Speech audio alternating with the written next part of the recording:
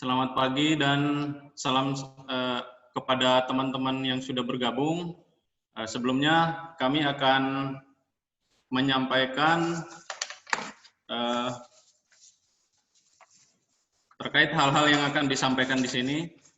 Saat ini sekarang kita sudah bergabung bersama Kepala Stasiun KIPM Bima, yaitu Bapak Ridwan SSTPI. Selamat pagi, Pak. Selamat pagi.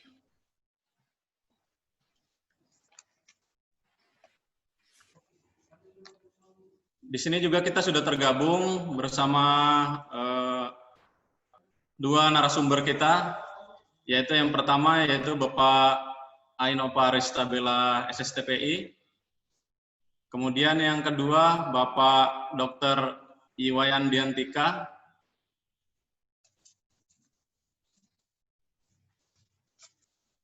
sebelum kita mendengarkan beberapa sepatah dua patah kata dari Kepala Stasiun KIPM Bima, alangkah lebih baiknya kita ibarat pepatah, tak kenal makanya tak sayang. Jadinya kita akan membacakan biodata dari para narasumber kita pagi ini. Yang pertama Bapak Ridwan SSTPI, beliau selaku Kepala Stasiun Karantina Ikan Bima. Beliau lahir di Kendari tanggal 25 bulan 7, 1978, agama Islam, status keluarga, kawin. Pendidikan terakhir beliau adalah D4, Sekolah Tinggi Perikanan. Kemudian masa kerja beliau sampai dengan saat ini yaitu 15 tahun 4 bulan. Kemudian narasumber kita yang kedua yaitu Bapak Ainova Ristabella SSTPI. Beliau lahir di Jepara tanggal 8 bulan 4 1986, agama Islam. Kemudian pendidikan terakhir D4, Sekolah Tinggi Perikanan, status sudah berkeluarga. Kemudian masa kerja golongan beliau adalah 11 tahun 5 bulan. Beliau juga saat ini menjabat sebagai Kepala Subseksi Tata Pelayanan Stasiun KIPM Bima. Kemudian data dari narasumber kita yang ketiga yaitu Bapak Dr. Iwayan Diantika. Beliau lahir di Tabanan 14 April 1964. Jabatan beliau saat ini adalah Kepala Kantor Karantina Pelabuhan kelas 2 Mataram. Pangkat terakhir saat ini pembina tingkat 1 4B, pendidikan dari Fakultas Kedokteran Umum Universitas Udayana. Jadi itu saja. Sudah kita sampaikan beberapa biodata dari para narasumber.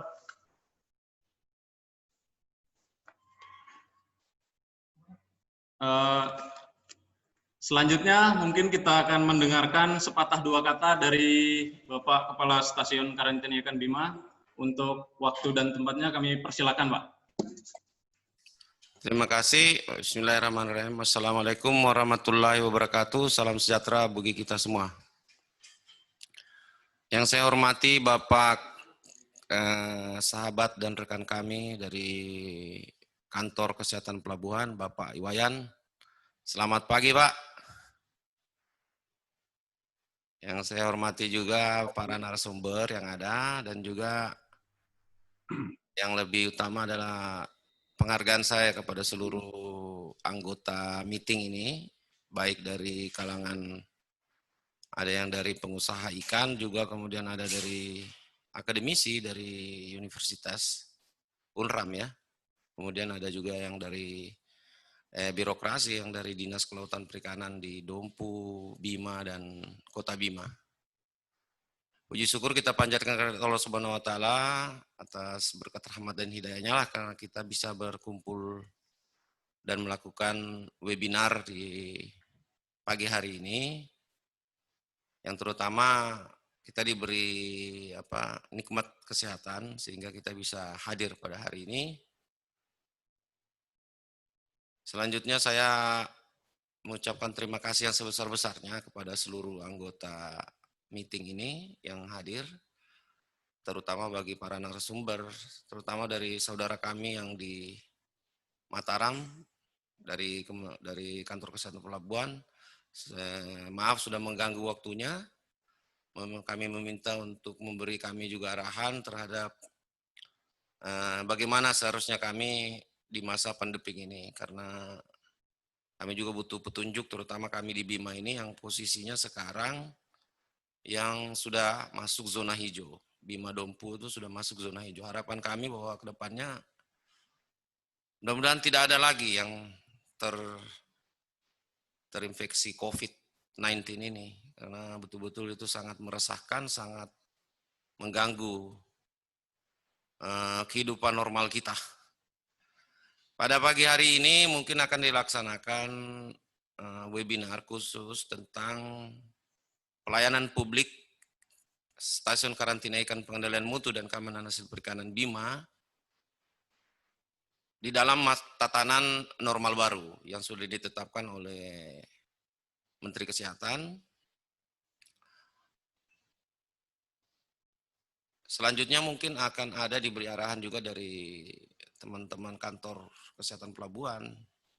Salah satunya dari narasumber kami yang dari Pak Wayan akan memberikan panduan atau guidance terhadap kita bagaimana kita berperilaku di masa COVID ini. Besar harapan kami bahwa dalam kegiatan ini Bapak Ibu sekalian mendapatkan informasi yang lengkap terhadap bagaimana kami menyikapi pelayanan kita supaya berjalan terus. Karena di masa pandemi COVID ini sejujurnya lalu lintas komoditi perikanan itu tidak sangat berpengaruh signifikan. Kalau saya melihat trennya itu memang mengalami penurunan tapi tidak terlalu besar penurunan frekuensi. Tetap hampir saya bilang ya seperti biasanya. Komoditi perikanan yang keluar dari sini, kemudian baik yang keluar maupun yang masuk ke sini itu normal-normal saja. Artinya ini menandakan bahwa sebenarnya dengan adanya COVID ini tidak memberi pengaruh terhadap usaha perikanan. Artinya kalau dipresentasikan pengaruhnya sangat kecil. Karena semuanya berjalan. Ekspor kami juga yang sekarang sudah ada, yang dari sini ke Cina langsung, itu lancar-lancar saja sampai hari ini. Jadi tidak ada kendala yang signifikan. Hanya dalam proses pelayanan ini tetap kita harus jaga sesuai dengan protokol COVID yang sudah ditetapkan oleh Kementerian Kesehatan. Di dalam pemaparan nantinya akan disampaikan bagaimana model dari pelayanan kami. Sebagai informasi saja, pelayanan kami itu terdiri dari pelayanan sertifikat domestik keluar ya, jadi ikan yang akan keluar dari Bima ke wilayah di dalam negara Republik Indonesia, kemudian ada yang pelayanan terhadap domestik masuk yang dari luar daerah masuk ke Bima, Dompu, Kota Bima, Labuan Bajo sampai Ende sana. Jadi itu memang ada di bawah pengawasan kami. Kemudian juga ada pelayanan ekspor ya, pelayanan ekspor komoditi perikanan. Saat ini ekspor kami yang tercatat di kami itu ada mutiara dan juga ada rumput laut. Mutiara ini masuk ke daerah Hong Kong, kemudian yang rumput lautnya ke Cina. Jadi kemudian selanjutnya pelayanan kami adalah pelayanan HACCP ya, untuk persyaratan untuk bisa ekspor itu adalah sertifikasi HACCP, kemudian ada sertifikat CKIB yang untuk ekspor hidup. Jadi ekspor ikan hidup itu CKIB. Kalau yang tadinya saya bilang HACCP itu untuk ekspor produk perikanan yang segar, beku, yang mati ya. Kemudian ada juga pelayanan pengujian kesehatan ikan apabila ada kasus-kasus endemik kematian massal, yang itu bisa diuji di tempat kami. Karena kebetulan kami sampai saat ini sudah terakreditasi 17025 untuk laboratoriumnya, untuk jenis parasit, bakteri, dan virus. Jadi kemampuan kami sampai virus. Nah, kebetulan peralatan sarananya sudah lengkap semua, tinggal kita. Jadi karena itu bagian dari pelayanan kami. Masih banyak pelayanan kami, nanti mungkin dipaparkan lebih lanjut lagi dengan Pak narasumber. Tapi saya hanya mencatat saja bahwa itu beberapa pelayanan yang kami lakukan selama ini yang ada di wilayah kami, mulai dari Dompu sampai ND. Jadi ada 9 kabupaten yang ada di wilayah kerja kami. Semuanya yang kami lihat selama ini ya seperti itu. Mungkin itu yang bisa saya sampaikan. Sekali lagi saya ucapkan terima kasih. Dan apabila mewakili seluruh panitia yang ada, apabila di dalam acara nanti ada hal-hal yang kurang berkenan, mungkin koneksinya yang kurang agak ngadat nantinya. Karena memang kita harus sadari bahwa di daerah seperti kita ini sangat terbatas ininya jaringannya. Provider juga yang tersedia cuma Telkomsel. Itu Telkomsel Speedy juga tidak terlalu, kadang tidak stabil, selalunya unstable. Jadi susah memang. Oleh karena itu sebelumnya saya minta maaf apabila nantinya di dalam proses webinar ini ada sedikit ngadat-ngadat, ya mohon dimengerti. Dan selanjutnya mungkin setelah acara ini kan akan diberikan sertifikat juga. Mudah-mudahan itu berfungsi bagi teman-teman penyuluh, terutama yang para fungsional yang lain juga. Harapan saya terakhir ya, mudah-mudahan acara ini bermanfaat buat kita semua, dan semoga COVID-19 ini segera dicabut dari muka bumi ini supaya kita bisa betul-betul normal. Karena hidup sekarang itu sudah tidak normal. Sebagai contoh, kalau dulu tuh kita ngupil baru cuci tangan. Kalau sekarang cuci tangan dulu baru bisa kita ngupil. Jadi susah memang. Jadi banyak yang terbalik. Kalau dulu kita keliling pakai penutup kepala itu kan dibilang orang gila. Tapi sekarang itu malah normal. Kalau kita kemana-mana pakai penutup face sheet gitu, yang penutup muka itu. Mungkin teman-teman dari KKP yang lebih tahu. Emang berubah, yang disebut normal di masa sekarang itu sudah berubah. Itu harapan kami. Wabillahi taufiq wal hidayah. Wassalamualaikum warahmatullahi wabarakatuh. Baik, terima kasih Pak Ridwan atas penyampaiannya. Sebelum kita mengarah kepada penyampaian materi selanjutnya, betul apa yang disampaikan Bapak Kepala tadi terkait pelayanan kita di sini, kurang lebih seperti yang disampaikan tadi. Jadi diharapkan baik itu pengguna jasa ataupun stakeholder dalam kaitan pelaksanaan sertifikasi, baik CKIB untuk instalasi, terus pengurusan HACCP untuk UP, ataupun untuk kepengurusan sertifikat kesehatan ikan untuk lalu lintas domestik masuk, keluar, ataupun ekspor. Jadi mudah-mudahan apa yang kita harapkan nanti setelah penyampaian informasi dari penyampaian materi yang akan disampaikan nanti oleh narasumber kita, Bapak Ainova, akan mudah-mudahan lebih memperjelas lagi.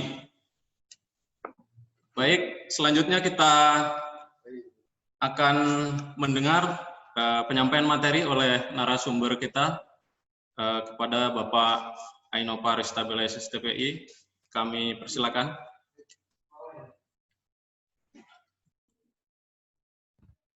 Baik, terima kasih waktunya moderator.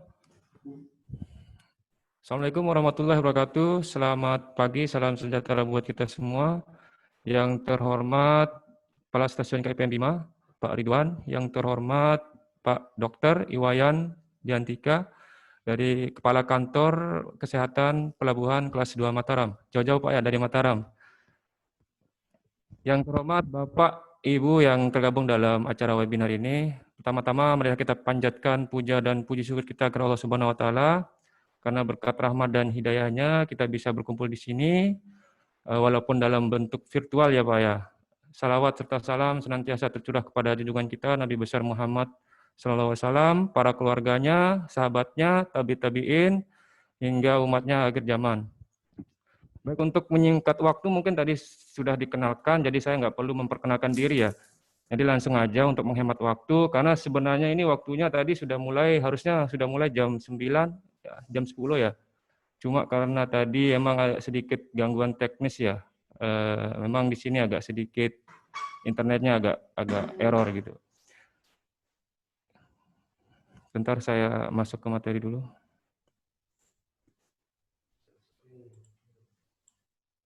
Tolong mungkin moderatornya ini kok nggak bisa ini masuk.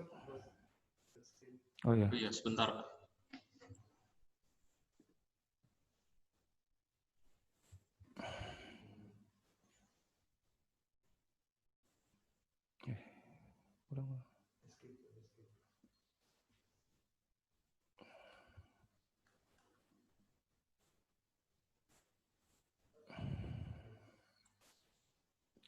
Mohon izin Pak Wayan, mungkin saya duluan Pak.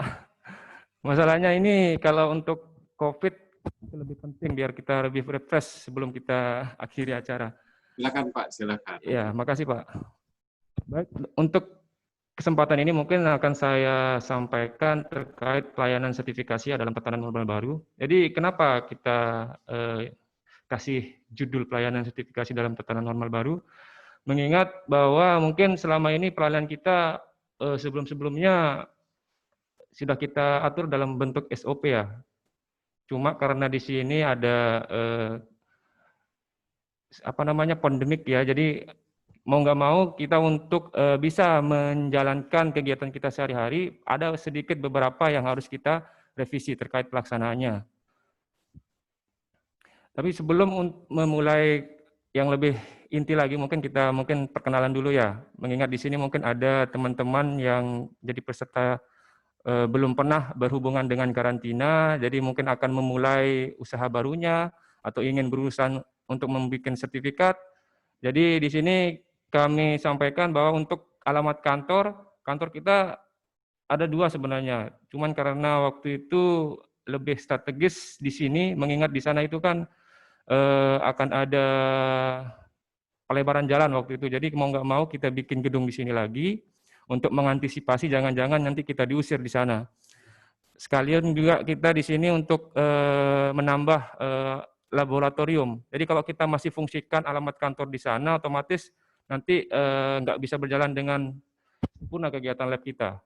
Jadi untuk kantor baru ini berbarengan dengan laboratorium. Sama nih alamatnya Jalan Raya Lintas Sumbawa, Talebiu, Kabupaten Bima.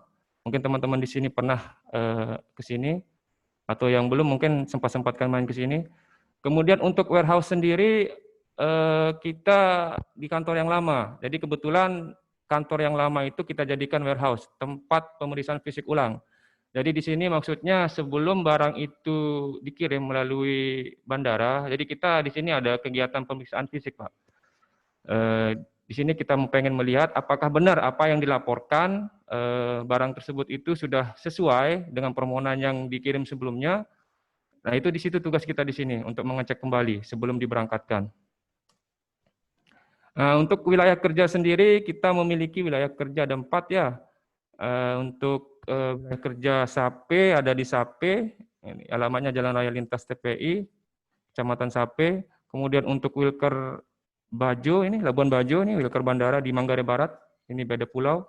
Kemudian untuk Wilker Dompu dan Wilker Pelabuhan Bima. Jadi nanti mungkin bapak-bapak mungkin yang ingin memulai usahanya mungkin bisa melakukan sertifikasi di paling dekat dengan domisilinya. Nah, ini kenapa saya tekankan ini di sini judulnya ikan. Ikan di sini menurut Undang-Undang Republik Indonesia Nomor 45 Tahun 2009 adalah segala jenis organisme yang seluruh atau sebagian dari siklus hidupnya berada dalam lingkungan perairan. Kenapa saya tekankan di sini? Mengingat bahwa selama ini kita pengalaman di lapangan, Pak. Jadi banyak pelaku usaha atau pengguna jasa yang memiliki perbedaan persepsi. Ada yang bilang ikan itu kan hanya ya punya ekor, bersisik dan hidup di air gitu kan. Cuma ada itu pengguna jasa yang mengirim kepiting dan dia itu bilang itu bukan ikan gitu kan. Padahal itu menurut undang-undang itu termasuk ikan, golongan ikan. Jadi berdasarkan definisi ikan di sini, jadi segala jenis organisme yang seluruh atau sebagian dari siklus hidupnya berada di dalam lingkungan perairan. Jadi di sini mungkin masyarakat awam atau pelaku usaha yang mungkin belum terlalu paham, mungkin kurang sosialisasi dari kita. Atau bisa jadi memang dilihat dari basic ininya mungkin belum tahu sampai sejauh itu ikan itu seperti apa. Jadi intinya ikan itu ya punya sisik, ekor, dan hidup di air. Jadi untuk lebih jelasnya mungkin untuk media ikan sendiri, jadi bisa kita rundown di sini untuk jenis-jenisnya. Kayak misalkan ikan bersirip ini termasuk Pisces, kemudian termasuk juga udang rajungan, kepiting dan sebangsanya, kerang, cumi-cumi, gurita, siput dan sebangsanya, ubur-ubur, teripang, kodok. Nah ini kodok, ini kenapa kok bisa masuk ikan gitu kan? Nah dilihat dari definisi tadi gitu. Ikan itu adalah sebagian atau seluruh siklus hidupnya ada di perairan. Jadi kodok juga termasuk wilayah kita yang kita sertifikasi. Seperti juga buaya, penyu, kura-kura. Jadi semuanya teman-teman atau pelaku usaha ataupun para penghobis yang ingin melalui lintaskan penyu atau kura-kura itu ya untuk mendapatkan izin itu harus bermohon sertifikat ke kita, karantina ikan. Termasuk juga paus, rumput laut, dan tumbuhan air lain yang hidupnya di air, biota perairan lainnya yang ada kaitannya dengan jenis-jenis tersebut, termasuk ikan yang dilindungi juga. Baik itu dalam keadaan hidup atau masih bagian-bagiannya. Nah, ini juga media pembawa, ada golongan benda lain, orang, alat angkut, peralatan, pembungkus, itu termasuk juga yang kita ini yang kita jadikan sebagai tarif, istilahnya kita punya tarif sendiri untuk perlakuan media pembawa tersebut. Nah ini selama ini mungkin yang kita dengar beberapa pertanyaan dari konsumen ya Pak ya, Bu. Jadi ya kita sebagai konsumen juga pasti kalau kita mau memilih suatu produk atau kita ingin memakan ikan yang akan kita makan, tentu saja banyak sekali pertimbangannya, banyak sekali pertanyaan yang ada di benak kita.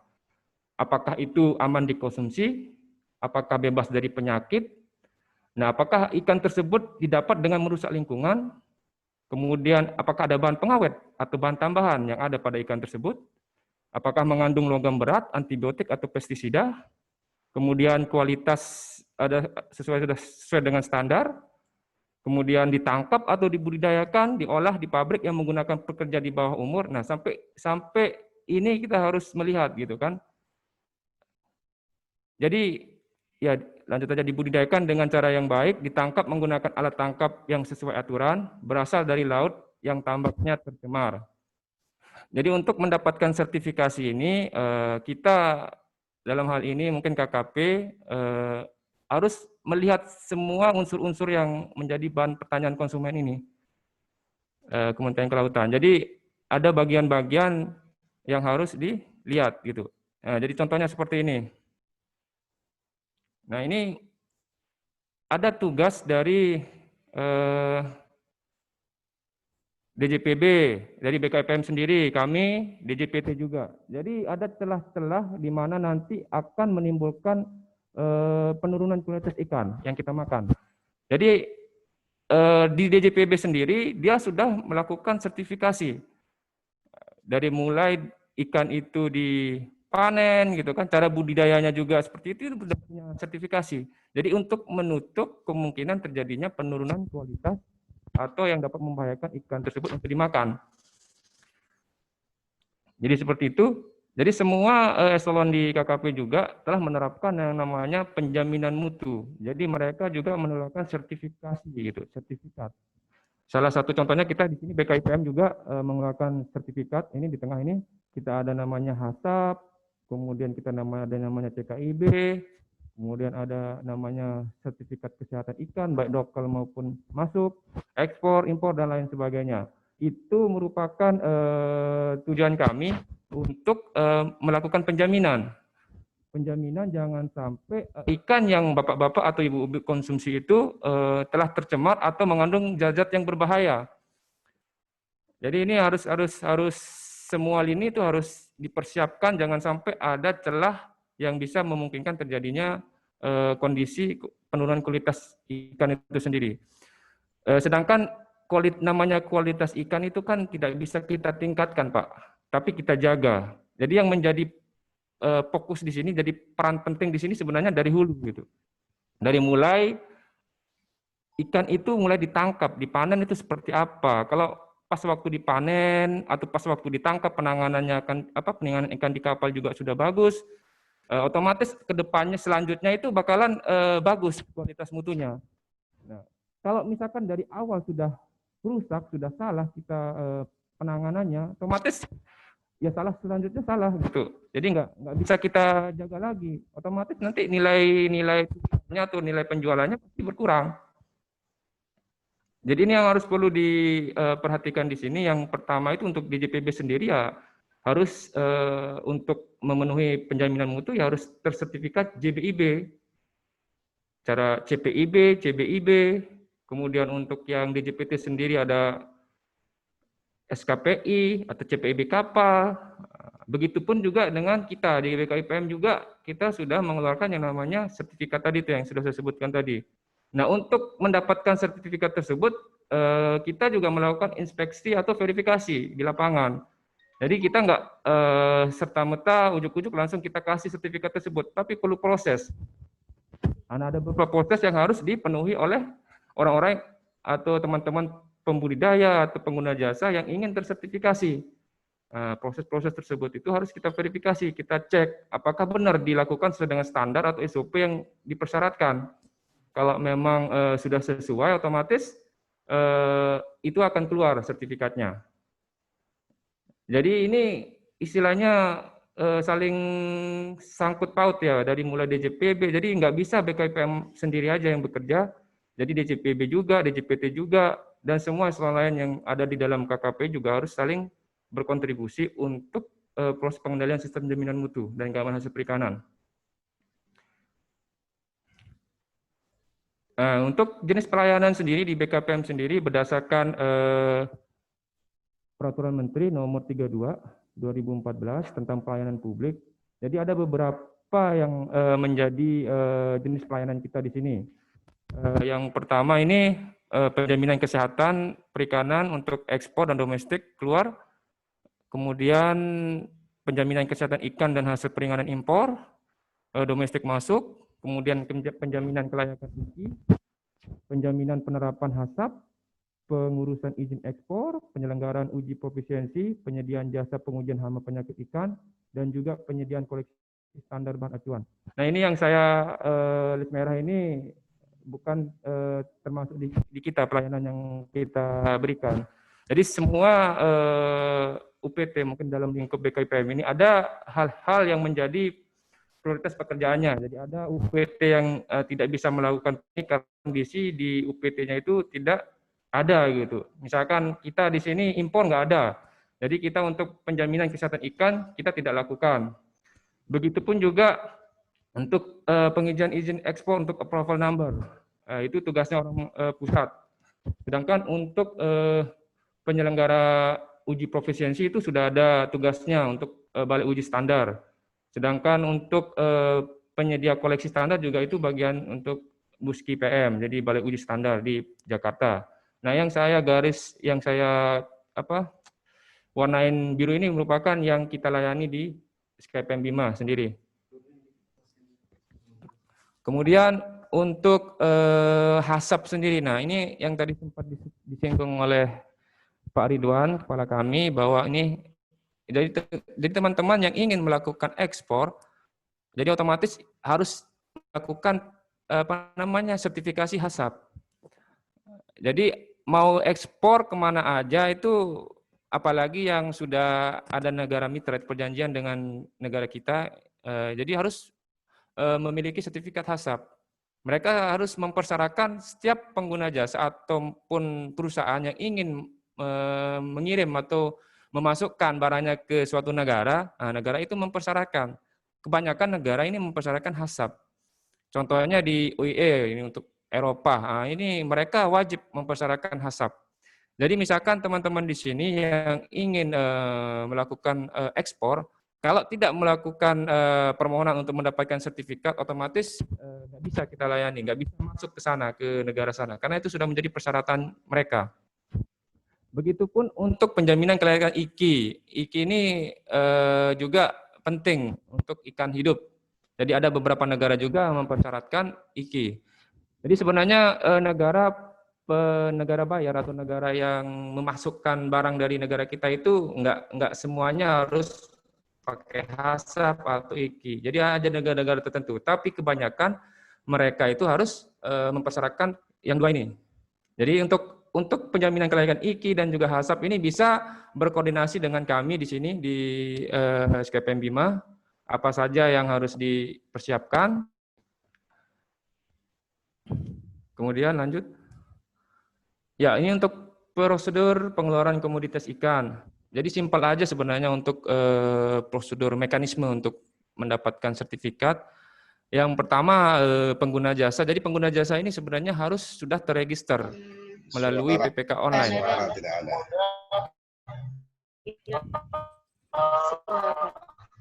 Halo? Jadi pengguna jasa yang ingin melakukan pengiriman media pembawa dan mendapatkan sertifikat, wajib sudah terregister dalam aplikasi kami, yakni PPK Online. Jadi sekarang dulu itu pengguna jasa bisa melakukan secara manual. Tapi sekarang ini diwajibkan atau diharuskan para pengguna jasa agar melakukannya dengan melalui online. Ini sebenarnya sebelum ada COVID sudah kita laksanakan. Jadi nggak menjadi beban gitu kan. Selama COVID tiba-tiba sudah harus pakai online atau gimana. Sebenarnya sudah kita laksanakan. Nah mereka melaporkannya atau menyerahkan media pembawanya itu untuk disertifikasi itu biasanya sehari atau beberapa hari sebelum dilakukan tindakan karantina dari kita. Jadi mereka menginput, mereka sudah mendapatkan password sama nama usernya. Mereka masuk melalui itu. Kemudian kita di sini meregistrasi, melihat, memverifikasi apakah sudah sesuai, apakah dokumen yang ada disampaikan oleh pengguna jasa itu sudah sesuai atau enggak. Nah, itu kita tugas di sini melakukan pemeriksaan kelengkapan dan keabsahan dokumen. Dan jika sesuai, akan berlanjut. Nah, kita di sini akan memberikan penugasan kepada petugas kita di lapangan untuk melakukan pemeriksaan jenis, jumlah, dan ukuran media pembawa. Kemudian dilakukan sekalian pemeriksaan klinis dan pengambilan contoh uji. Nah, ini pengambilan contoh uji ini tergantung nanti berdasarkan surat keputusan Menteri nomor 8081 itu kita bisa melihat mana daerah bebas dan mana daerah yang tidak bebas. Dan untuk pengambilan contoh untuk dilakukan pengujian, kita harus melakukan pengujian lab. Apakah sampel yang dikirim itu termasuk yang dilarang atau tidak? Kalau misalkan dilarang, misalkan dari kita nih wabah WSSV misalkan, West Spot Syndrome virus untuk udang, nah, dia mau masuk ke Mataram atau yang bebas gitu, otomatis harus membutuhkan pengambilan contoh uji untuk dilakukan pemeriksaan lab.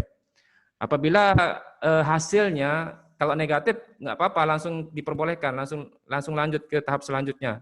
Jika positif otomatis barang tersebut tidak boleh dilalu lintaskan. Jadi seperti itu. Jadi ada juga media pembawa yang tidak membutuhkan pengambilan sampel uji, misalkan lobster. Lobster itu kan bebas ke bebas. Jadi dia sampai klinis aja. Jadi nggak perlu ada pengujian lab. Jadi dia bisa langsung ke penerbitan sertifikat. Dengan dilakukan pengamatan media pembawa dulu, dilakukan penerbitan sertifikat. Kemudian selanjutnya ada pembayaran PNBP. Dan sebelum diberangkatkan, kita juga punya tempat pemeriksaan fisik ulang. Jadi tadi itu di depan bandara itu warehouse-nya itu tempat pemeriksaan fisik ulang. Nah, di situ kita cek lagi apakah terjadi perubahan atau tidak, apakah yang dilaporkan itu masih sesuai atau tidak. Nah, kalau misalkan tidak, otomatis kita tolak. Kalau misalkan sama sesuai dengan yang dimohonkan, otomatis tetap bakalan kita kasih sertifikat yang diminta. Nah, untuk persyaratan ekspor sendiri, persyaratan ekspor di sini kita bisa bedakan menjadi dua ya. Untuk persyaratan dalam negeri juga ini harus kita lengkapi dulu. Di dalam negeri ini kita harus lengkapi dulu. Di dalam negeri itu permintaannya harus ada HACCP. Kemudian dilengkapi dengan health sertifikat. Dan selanjutnya produk dilengkapi dengan persetujuan muat. Jadi HACCP ini emang penting, sangat krusial jika ingin ekspor. Jadi di mana-mana rata-rata kebanyakan negara pengekspor itu butuh mereka untuk diyakinkan jaminan mutunya itu melalui HACCP ini. Nah, mereka juga butuh istilahnya jaminan kesehatan ikan tersebut gitu, kualitas ikan tersebut dengan adanya health certificate. Nah, selanjutnya untuk bisa dimuat dalam alat transportasi misalkan kapal atau pesawat, nah kita juga harus mengeluarkan SPM, jadi surat persetujuan muat. Nah, sedangkan untuk persyaratan ekspor ke negara mitra, nah kita juga memiliki hubungan kerjasama dengan negara-negara mitra seperti Uni Eropa, kemudian Kanada, Vietnam, itu mereka sudah ada perjanjian kerjasama. Nah, perjanjian kerjasama ini dalam bentuk approval number, register number. Jadi pengguna jasa yang sudah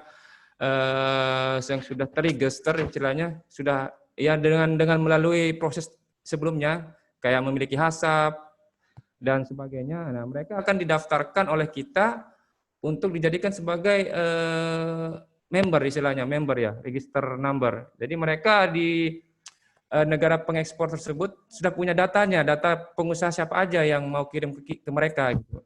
Jadi mereka sudah punya data.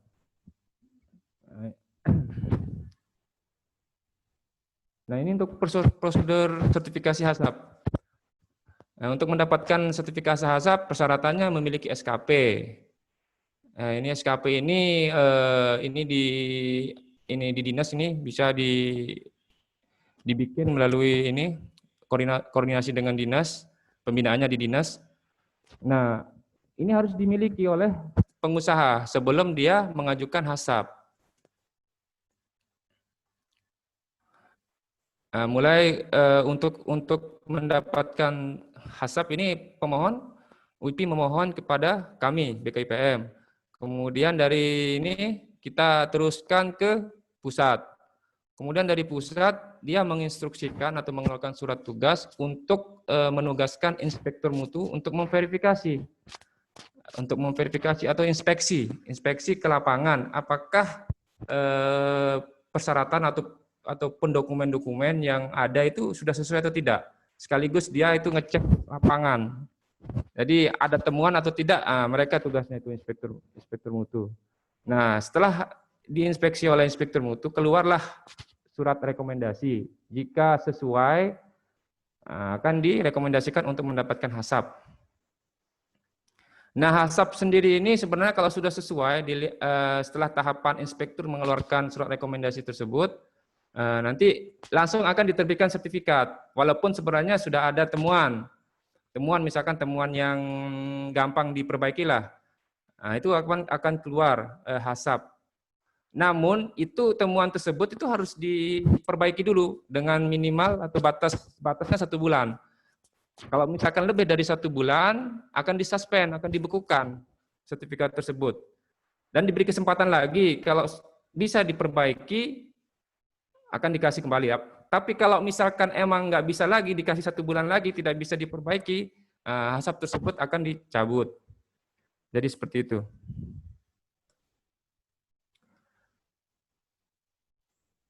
Nah, untuk mekanisme penerbitan health certificate dengan in-process inspection, jadi dalam artian bahwa UP tersebut sudah memiliki HACCP. Di sini sudah statusnya UP tersebut sudah memiliki HACCP.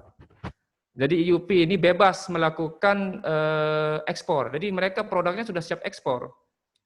Mereka sudah siap ekspor karena UP tersebut sudah melakukan penerapan HACCP. Nah, UP ini dijamin telah menerapkan penerapan HACCP karena setiap 1 bulan atau 2 bulan, 3 bulan tergantung grade yang dia dapat. Misalkan grade A, HACCP grade A dia itu harus diperiksa 3 bulan. Untuk grade B 2 bulan. grade C 1 bulan. Jadi dia dilakukan surveillance terus-menerus, dimonitor. Jadi jangan sampai terjadi ketidaksesuaian. Nah, mereka UP tersebut sudah dipantau terus. Jadi mereka sewaktu-waktu kalau mau ekspor, tinggal dikasih ekspor aja, tinggal dikasih sertifikat karena sudah terjamin dengan kegiatan monitoring yang kita laksanakan. Nah, jadi setiap 1 bulan, 2 bulan, 3 bulan, mereka sudah mendapatkan laporan terus. Jadi seperti itu. Jadi harapannya ya gampang kalau misalkan mau ekspor ya harus bersertifikat HACCP karena dengan bersertifikat HACCP gampang kita mau ekspor, kapan saja kita mau ekspor gampang.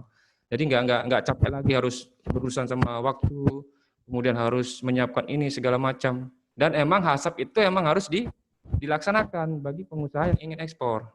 Seperti itu. Sedangkan untuk alur CKIB sendiri, ini UP ya, UP sama ya ininya ya, apa namanya, hampir mirip lah UP sama UP ini unit usaha pembudidaya ikannya. Ini sama aja, tapi ini lebih cenderung ke biota hidup ya. Kemudian ini juga lebih cenderung ke biosecurity-nya. Jadi kita untuk melakukan pada cenderung ke biosecurity-nya, lebih mengedepankan biosecurity-nya. Ini begitupun fungsinya sama kayak HACCP. HACCP juga akan dimonitor untuk proses penerimaannya juga proses sertifikasi CKB juga memiliki proses. Jadi UP harus bermohon ke UPT, kemudian kita lakukan verifikasi penilaian. Jadi kita kirim ke apakah dipersyaratkan. Nanti akan penerapan sebelum CKIB diterbit, ini mereka juga harus sudah memiliki sertifikat IKI, instalasi karantina ikan. Nah, karena ini biosecurity sistemnya ini instalasi ya. Jadi jangan sampai ada kontaminasi dari luar yang menyebabkan timbulnya penyakit ikan. Jadi setelah itu IKI sudah didapatkan, nah nanti rekomendasi ke penerbitan CKIB. Nah, CKIB penerapannya juga harus diinspeksi lagi gitu kan. Apakah penerapannya sesuai dengan SOP. Nah, sesuai dengan tema kita, selama ini mungkin teman-teman di sini ada sedikit trauma ya, apalagi kita dengar di media sosial, kemudian di media-media yang lain terkait bahayanya pandemik ini. Jadi selama, kalau nggak salah waktu itu 2 bulan ya, kalau nggak salah bulan April Mei itu kita was-was. Jadi ada beberapa kendala kita dalam hal pelayanan sertifikasi. Jadi kita juga kelagapan waktu itu. Kita serba salah, takutan gitu kan. Padahal kalau kita nggak melaksanakan tugas kita juga pengguna jasa juga bakalan merugi ya. Mereka kan juga mau kirim gitu kan, mau berusaha. Kalau kita nggak layani juga salah juga. Jadi berdasarkan surat edaran nomor B untuk menghadapi new normal ini, bagus. Sebenarnya pemerintah juga bagus untuk menyambut new normal ini dengan memberlakukan surat edaran tentang penyesuaian sistem kerja dalam tatanan normal baru bagi pegawai di lingkungan Kementerian Kelautan dan Perikanan. Jadi ini menjadi acuan kita dalam melakukan pelayanan. Jadi ini salah satu upaya kita dalam hal penanganan COVID-19 di tempat kerja dengan menerapkan protokol pencegahan COVID-19 di tempat kerja agar pelayanan tetap maksimal dalam kondisi pandemi. Mungkin untuk penanganannya lebih paham Pak Dr. Iwayan, nanti mungkin disampaikan sama beliau. Kita mau ilmunya untuk bisa kita terapkan. Kemudian untuk kebijakan BKPM sendiri dalam penerbitan sertifikat selama masa pandemi ya, ini kita sudah dikeluarkan surat edaran ya, surat edaran 2 ini menjadi acuan kita dalam hal pelayanan. Yang perlu saya tekankan di sini adalah tahapan pemeriksaan kesesuaian jenis dan jumlah media pembawa. Jadi ya untuk tahapan-tahapan sebelumnya kayak misalkan permohonan, kemudian verifikasi dokumen, kemudian lab, terus pembayaran PNBP itu sebenarnya sebelum COVID juga kita sudah melakukan secara elektronik.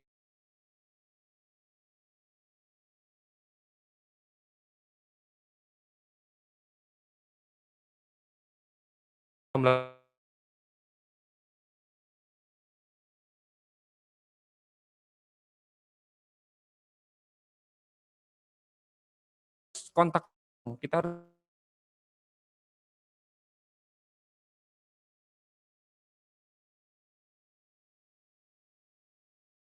orang banyak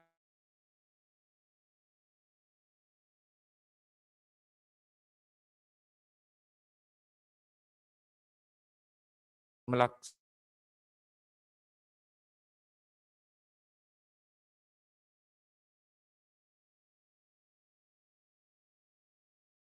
bagi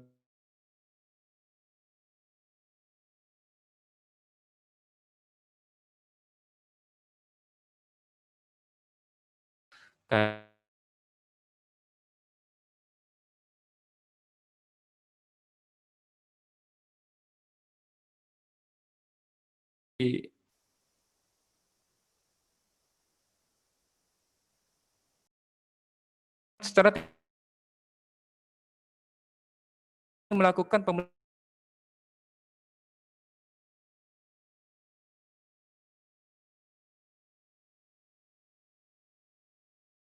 media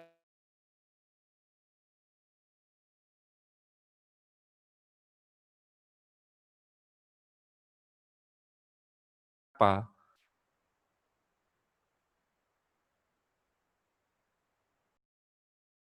nggak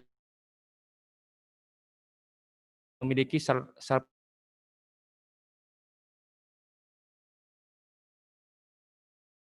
untuk sarana prasarana safety bagi petugas dalam hal melakukan pemeriksaan di lapangan kita sudah siapkan. Ya standarnya kayak masker, kemudian sarung tangan, terus jas, rompi khusus untuk di lapangan gitu. Jadi seperti itu. Nah untuk alur pelayanan di masa normal sendiri sebenarnya kita melakukan fast track ya Pak. Jadi alurnya ini sebenarnya sama kayak sebelum kita new normal, cuma kita lakukan fast track. Jadi ada beberapa yang tidak membutuhkan waktu lama atau yang tidak berisiko tinggi. Jadi bisa kita percepat pelayanannya. Jadi kayak misalkan orang yang sudah mendapatkan udah bermohon, kemudian persyaratannya semuanya sudah dilaksanakan, dia tinggal mendapatkan sertifikat. Jadi mereka tinggal ngambil aja di kantor gitu kan. Jadi nggak perlu harus cek lagi, cek ini, cek itu, nggak perlu. Jadi langsung aja dengan catatan bahwa sebelum memasuki area kantor, jadi mereka diwajibkan pengguna jasa atau masyarakat luar yang mau masuk lingkungan kami di sini harus melakukan proteksi diri dulu. Seperti ya cuci tangan, harus menggunakan masker. Nah sebelum masuk ke ruangan kami juga harus dicek suhu. Kemudian menunggu antrian, kalau misalkan lebih dari 3 atau 4 orang kan, jadi kalau misalkan masuk semua juga salah kan. Jadi kita untuk mengantisipasi hal tersebut, jika harus mengantri di luar istilahnya. Jadi ada 30% lah orang jangan sampai berkerumun di satu tempat. Nah, kita upayakan jangan sampai terjadi kontaminasi dari penyakit COVID tersebut, penyebaran penyakit tersebut. Nah, kemudian mengambil sertifikat. Seperti biasa mengambil sertifikat, kemudian pengguna jasa juga diberikan di sana itu ruang khusus untuk untuk memastikan sertifikat yang dikasih tersebut apakah benar atau tidak, dengan melihat di tempat khusus untuk mereka, tempat ruang tunggu. Nah, kemudian setelah sesuai, jadi mereka melakukan billing sendiri. Jadi bukan kita yang melakukan, kita istilahnya percaya lagi. Ini adanya gitu. Kita sendiri. Itu yang secara manual. Bisa juga melalui net banking dan sebagainya. Sedangkan upaya pencegahan untuk potensi transmisi di ruang pelayanan kita di sini, potensi transmisi ini penyebarannya ini kayak misalkan barang uji dan masuk ini kan kita tetap mendapatkan barang ya Pak. Nah ini pencegahannya ya pertama petugas menerima menggunakan masker ini deteksi dini ya. Jadi kita siapkan terlebih barang larutan disinfektan, kemudian tunggu 10 menit sebelum proses lebih lanjut. Jadi untuk potensi transmisinya seperti barang atau contoh uji yang keluar dan masuk, bukan pencegahan ini. Nah, jadi petugas menerima, menggunakan gloves. Nah, kemudian untuk Nah, di sini kita menerapkan physical distancing ya. Jadi ada jarak sekitar lebih dari 1 meter. Jadi teman-teman di sini tuh nggak boleh berdekatan gitu kan. Jadi mereka harus jaga jarak. Ini untuk mengantisipasi potensi transmisi dari interaksi tidak berjarak.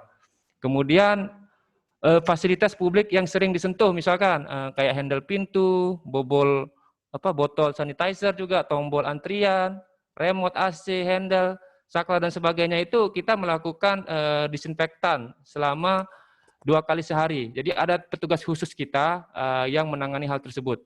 Jadi misalkan ada pelaku usaha misalkan dari luar, dia bertugas memantau atau mengawasi mana aja barang yang sudah disentuh sama mereka, nah mereka langsung bersihkan. Kalau memang nggak ada pengguna jasa, sama teman sendiri yang bekerja di kantor sini, mereka melakukan pembersihan juga, disinfektasi sehari 2 kali. Ya misalkan ya yang diprioritas utamakan yaitu ya di handle pintu, tempat botol sanitizer, terus tombol antrian, pokoknya yang sering disentuh sama orang. Jadi mereka juga harus sigap juga gitu, harus awas juga gitu, jangan sampai ada celah di situ tempat transmisinya. Kemudian untuk fasilitas pelayanan, kita juga sudah punya ada komputer, keyboard, mouse itu kan sering disentuh sama petugas. Jadi tetap setiap pemakaian sebelum dan sesudah itu harus dibersihkan. Kemudian biarkan lebih dulu minimal 10 menit. Ini yang bisa kita jalankan. Kemudian untuk mesin EDC, kartu uang tunai, ya ini juga tetap harus kita awalnya dengan cuci tangan setelah memegang mesin EDC, kartu dan uang tunai. Tetap. Jadi setiap kali kita curiga, misalkan kita sempat pegang uang atau apa, langsung aja cuci tangan gitu. Seperti itu arahannya. Kemudian gunakan juga selain sabun juga bisa menggunakan hand sanitizer. Kemudian makanan dan minuman. Nah, pegawai yang membawa makanan dan minuman sendiri-sendiri harus cuci sendiri-sendiri juga. Kemudian bila ada sisa makanan dibuang dalam plastik tersendiri. Nah, itu yang bisa kami lakukan di sini. Kemudian untuk hewan liar yang berkeliaran di lingkungan UPT juga kita hindari kontak langsung dengan bila terpaksa gunakan glove atau langsung cuci tangan. Jadi kita selain hewan liar mungkin untuk yang petugas kita yang di lapangan juga untuk bersentuhan. Kita nggak tahu ini sebenarnya ini media mati itu bisa menular atau tidak gitu kan. Tapi kita jaga-jaga. Jadi setiap kali bersentuhan namanya barang mati kan ikan misalkan kan sering disentuh sama orang. Ada kemungkinan juga transmisinya lewat sana. Jadi kita menggunakan kayak glove gitu kan, masker dan sebagainya. Nah, untuk penerapan protokol kesehatan di tempat pemeriksaan, yang tadi itu yang langsung berhubungan dengan orang luar gitu, kita pejabat karantina ikan yang bertugas maupun pengguna jasa dalam kondisi sehat. Jadi kalau bisa pengguna jasanya juga yang kirim juga disuruh ya yang sehat gitu, jangan pas sakit ikut terlibat di situ gitu kan. Begitupun juga pejabat karantina ikan yang bertugas di situ juga harus dalam kondisi yang sehat. Kalau sakit ya mending sekarang kan sistemnya WFH ya. Kalau sakit ya silahkan kerja di rumah. Kemudian wajib menggunakan masker dan atau face shield bagi pejabat karantina saat melaksanakan tugas pemeriksaan kesesuaian jenis, jumlah dan ukuran. Jadi ini diwajibkan, jangan sampai teman-teman kita di lapangan tidak menggunakan masker atau face shield lah contohnya bagi pejabat karantina. Jadi itu nanti ada teguran di situ. Kemudian menetapkan batasan jumlah orang berada di ruangan untuk menghindari kerumunan. Mungkin itu aja yang bisa saya sampaikan terkait pelayanan kami selama pandemik ini untuk sertifikasi kesehatan ikan dan juga HACCP. Mungkin saya kembalikan ke moderator. Assalamualaikum warahmatullahi wabarakatuh. Ya, baik. Terima kasih Pak Enopa Restabella sudah menyampaikan materinya tadi. Nah, mudah-mudahan dari sahabat-sahabat Bahari yang sudah ikut di sini dapat tercerahkan lah ya. Nah, untuk mungkin ada yang masih antusias atau bertanya-tanya, mungkin masih ada yang kurang jelas dari proses-proses tadi, nanti mungkin bisa ditanyakan nanti setelah ditahan dulu nanti bisa disampaikan setelah penyampaian materi yang kedua, yaitu dari Bapak Dr. Iwayan Diantika. Jadi perlu kami sampaikan sedikit terkait link absensi. Jadi sahabat-sahabat Bahari bisa mengklik di chat. Jadi sudah kami share di situ untuk sekaligus mengisi survei kepuasan masyarakat. Jadi itu saja, terima kasih. Selanjutnya kami persilahkan kepada Bapak Dr. Iwayan Diantika untuk menyampaikan materinya terkait protokol kesehatan di masa pandemi saat ini. Terus mungkin sedikit memberi gambaran, Pak, gambaran informasi terkait kondisi daerah kita khususnya di NTB ini. Jadi kami mohon informasinya, Pak.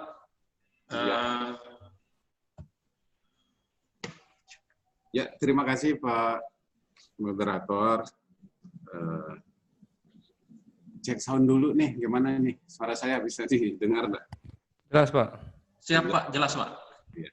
Terima kasih Pak. Jadi apa yang sudah disampaikan Pak Ridwan tadi sebenarnya sudah sangat komprehensif. Jadi kalau berbicara protokol kesehatan dalam situasi new normal, itu sudah semua dijelaskan dengan baik tadi. Tinggal nanti bagaimana penerapannya, prakteknya di lapangan, itu yang penting. Jadi saya memang tidak menyiapkan materi secara khusus, karena semua protokol ini sudah diulas secara jelas, itu di dalam Keputusan Menteri Kesehatan nomor 382, KMK 382 2020. Jadi itu sudah sangat detail sekali bagaimana protokol kesehatan di tempat kerja, di tempat umum, baik bagi karyawan maupun pada masyarakat atau customer. Jadi sebenarnya intinya dan sudah sangat jelas dan lugas disampaikan oleh beliau tadi, oleh Pak Ridwan. Jadi saya hanya mungkin ya nambah-nambahin sedikit gitu ya. Memang saya siapkan materi juga, tapi ini juga tidak terlalu detail materinya. Mungkin ini kita pakai bahan berdiskusi nanti. Ya, jadi begini. Teman-teman sekalian, sebenarnya kan kalau kita berbicara karantina, kita ini seperti apa dulu, zaman sekolah, satu kelas ada siswa yang namanya sama, 2 orang, namanya sama-sama KKP. KKP yang satu Kementerian Kelautan Perikanan, KKP yang satu Kantor Kesehatan Pelabuhan. Jadi kita bingung sering ini. Sebenarnya yang lebih terkenal itu ya KKP-nya Bapak Ibu sekalian, karena Ibu Menterinya lebih terkenal gitu ya. Jadi, tapi enggak apa-apa, sebenarnya kita satu gitu ya. Bicara karantina, kita ini satu. Kita masih ingat One Health. Jadi konsep One Health. Kalau berbicara kesehatan itu ya enggak bisa sepotong-sepotong hanya oleh Kementerian Kesehatan saja atau oleh karantina kesehatan saja. Bahwa sebenarnya konsep pembangunan kita secara nasional itu semua berlandaskan kesehatan. Ujung-ujungnya Bapak Ibu sekalian di karantina ikan juga kan pasti poin utamanya itu bukan cari PNBP, bukan cari duit, tapi menjamin kesehatan ikan. Jadi menjamin penyediaan ikan kepada masyarakat yang sehat, yang tidak menimbulkan sakit kan begitu kan. Jadi sebenarnya tugas kita ini sama saja. Dan juga tempat tugas kita ya sama juga. Di alat angkut, baik itu di kapal laut, di pesawat, maupun di darat. Di alat angkut bagaimana menjamin bahwa semua komoditas ikan terutama ini adalah sehat, sehingga bisa memberikan jaminan kesehatan kepada masyarakat. Jadi saya sangat senang sekali ya, dilibatkan dalam acara ini, karena coba kalau kita ingat-ingat, pertama kali masalah COVID ini muncul itu kan di Wuhan. Dulu orang curiga ini berasal dari ikan, karena munculnya pertama kali di pasar ikan gitu kan. Orang ngeri makan ikan, membayangkan corona ini berasal dari ikan. Awal-awalnya begitu. Tapi akhirnya ternyata sekarang kita paham, bukan ikannya, tapi kerumunan orangnya ternyata. Jadi memang sudah ada yang sakit di situ, terus orang berkerumun, ya menyebarlah di sana. Jadi ini yang kita bahas sekarang dalam new normal ini. Zaman ada sinyal. Karena memang cek sound gimana? Bisa? Halo, tes. Cek sound. Bagaimana Pak? Suara saya masuk nggak? Cek sound. Kedengaran Pak, kedengaran. Iya, masih Pak. Aman. Ya, terima kasih. Jadi karena sekarang kali lagi cerita di Wuhan itu bukan ikannya, tapi kerumunan orangnya ternyata gitu kan. Nah sekarang setelah beberapa bulan kita berhadapan langsung dengan virus ini, ternyata tidak seperti yang dibayangkan di awal bahwa kita akan ketemu obatnya, ketemu vaksin, ya gitu kan. Harapan kita di awalnya seperti itu. Tapi ternyata dalam perjalanannya sampai saat ini pun belum ada yang bisa dipastikan. Vaksinnya termasuk obat yang spesifik untuk ini juga belum diputuskan. Jadi masih semua dalam tidak mungkin lah lama-lama kita diam di rumah kan. Jadi tidak mungkin juga lama-lama kita PSBB gitu. Jadi ya mau tidak mau, suka tidak suka, sekarang kita tahu bahwa di sekitar kita ini masih ada barang itu. Virus itu masih ada. Jadi bagaimana kita hidup dalam suasana seperti itu? Kan intinya itu aja sebenarnya sekarang new normal ini. Jadi Pak Ridwan tadi sudah membahas sangat detail, sehingga apa yang harus kita lakukan. Kalau teman-teman membayangkan kita menghadapi hujan yang 1 minggu sampai 2 minggu tidak berhenti-berhenti, itu bayangkan, tidak mungkin kita di dalam rumah terus kan.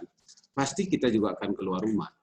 Tapi kita keluar rumah sudah tahu mau pakai payung kah, mau pakai jas hujan dan lain sebagainya. Gambarannya seperti itu. Nah sekarang kita tahu virus ini ada, dan setiap saat ini, hari ini, sekarang saja kita dapat laporan ini, 1 bis dari Bima, kita ketemu di Pelabuhan Lemar, dari 42 penumpang, itu 6 orang reaktif. Itu artinya kan masih tetap ada nih barang ini. Gitu. Dan juga sekarang total kasus kita secara keseluruhan di Provinsi NTB ini sudah di atas 1.000. Ya, sudah lebih dari 1.000. Cuma memang bersyukur, khusus untuk Bima, Dompu, Bima kota maupun kabupaten memang terendah, ya, tidak terlalu banyak. Cuma sekarang kalau saya ketemu angka rendah ini juga saya tidak langsung terhibur, karena ada 2 kemungkinan. Angka rendah itu bisa karena memang rendah, bisa karena memang belum semua diperiksa. Itu kan, tempat pemeriksaan untuk rapid testnya mungkin masih terbatas, bisa jadi juga. Gitu. Jadi tetap kita minta teman-teman semua, kita tetap waspada. Kita yakin barang ini ada di sekitar kita.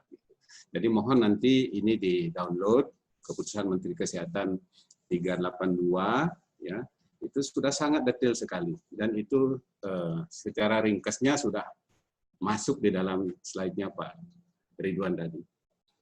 Nah, bagaimana sih kita sekarang melaksanakan new normal ini? Sebenarnya ini bukan barang baru. Kita di Kementerian Kesehatan itu sudah sejak 2012 itu sudah ada yang namanya germas, ya, slide ya, tolong slide. Jadi slide ini harus dioperasikan dari panitia nih. Saya tidak bisa mengoperasikan di sini. Slide-nya. Next.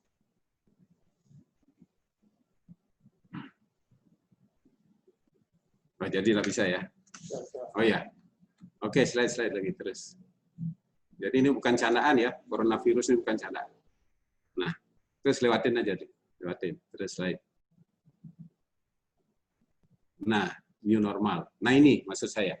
Yang tadi, yang ada germas itu. Kembali ya, satu ya. Nah ini. Ya, germas. Jadi jaga diri dan keluarga Anda dari virus corona dengan germas. Gerakan masyarakat hidup sehat. Ini sudah sejak 2012 ini sudah ada barang ini. Jadi kalau kita bayangkan, sebenarnya kita ini berlayar di kapal yang sama. Yang namanya germas, kapal besarnya ini. Gerakan masyarakat hidup sehat. Kita menghadapi ombak, gelombang yang begitu besar di tengah lautan, kita hanya berdiri di satu tiang. Tiang itu namanya PHBS. Perilaku hidup bersih dan sehat gitu ya. Jadi selama ini mungkin hanya jadi slogan gitu ya, banyak dipajang di pinggir jalan, jadi baliho gitu. Nah, sekaranglah saatnya kita laksanakan ini. Apa ini gerakan masyarakat hidup sehat? Jadi mulai dari makan dengan gizi yang seimbang. Jadi masuk ini karantina ikan. Ya. Jadi makanan kita itu harus sehat, harus seimbang. Jadi tidak ada lagi ikan yang pakai formalin dan lain sebagainya, ya kan? Kemudian rajin berolahraga, itu sudah pasti. Cuci tangan, ya kan? Tadi juga sudah dijelaskan, cuci tangan, sering-sering cuci tangan. Kemudian jaga kebersihan lingkungan. Nah, ini tidak merokok. Bagi beberapa kita ini yang sulit juga nih, tapi mau tidak mau harus. Kemudian minum air yang banyak ya, 8 gelas sehari setidaknya. Makan makanan yang dimasak sempurna, dan jangan makan daging hewan yang berpotensi menular. Bila demam dan sesak napas, segera ke fasilitas kesehatan. Gunakan masker. Jika batuk, atau tutup mulut dengan lengan atas bagian dalam. Ya. Nah, tentu yang terakhir jangan lupa berdoa. Jadi sebenarnya barang ini sudah ada lama, dan sekarang tinggal bagaimana implementasinya saja di lapangan. Kalau ini kita sudah bisa laksanakan dengan baik, maka ya kita bisa hidup bersahabat dengan virus ini. Karena secara teoritis, kalau kita bandingkan dengan virus-virus yang lain, kita masih ingat namanya flu Spanyol, itu pada saat munculnya pertama kali itu lebih dari 100 juta korban. Sepertiga penduduk Eropa itu habis pada saat pandemi dengan influenza yang ada sekarang ini, yang seasonal flu yang ada sekarang ini. Pada saat pertama munculnya daya bunuhnya luar biasa. Nah, dengan berjalannya waktu akhirnya timbullah namanya herd immunity. Jadi masyarakat kebal. Dan daya bunuh virus, virulensinya itu berkurang. Jadi sekarang kita ya bersahabat dengan batuk pilek yang musiman itu. Nah, ini juga nanti kemungkinan kita berharapnya demikian, bahwa COVID ini suatu saat nanti jadi barang biasa. Gitu. Nah, untuk mencapai ke sana kita tidak tahu kapan, apakah setahun, 2 tahun, 3 tahun yang akan datang, kita juga tidak tahu. Kita masih melihat bagaimana sih mutasi virus ini ke depan. Jadi tetap saja kita harus tetap jaga kesehatan sendiri, jaga kesehatan orang di sekitar kita. Hanya dengan cara begitu, sehingga nanti secara alami mungkin ya kita punya kekebalan terhadap ini, dan bukti-bukti ini sudah mulai ada. Buktinya banyak pasien yang sembuh. Ya, sembuh karena memang daya tahan tubuhnya yang tinggi. Dan bahkan sekarang di beberapa negara sudah dilaksanakan terapi dengan plasma konvalesen. Itu artinya di dalam darah kita itu sudah ada antinya gitu. Jadi sebenarnya barang ini bisa dibunuh dengan daya tahan tubuh sendiri. Jadi seperti itu. Nah, memang pada situasi sekarang ini, karena ini barang baru, tentu bagi kita yang ada komorbid, ada penyakit-penyakit penyerta, nah ini yang memang akan sangat berpotensi timbul gejala lebih berat, bahkan sampai kematian. Gitu. Sebenarnya teorinya hanya sesederhana itu. Gitu. Kita tetap berharap akan ditemukan vaksinnya atau obatnya. Cuma kalau kita lihat beberapa virus yang ada selama ini, contohnya demam berdarah, HIV dan lain sebagainya itu dari dulu beberapa tahun sudah dicari vaksinnya, tapi sampai sekarang belum ketemu. Nah, COVID ini entah kapan ketemu vaksinnya, kita juga tidak tahu.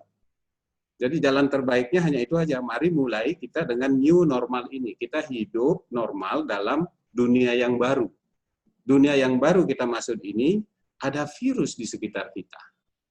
Nah, bagaimana cara mencegahnya? Nah, seperti tadi, ya, physical distancing, ya kan, social distancing, biasakan mencuci tangan, pakai masker, gitu kan. Jadi perilaku hidup bersih dan sehat, sesederhana itu. Ya, coba slide-nya, terus di klik-klik saja. Kenapa physical distancing? Ya, next ya slide-nya.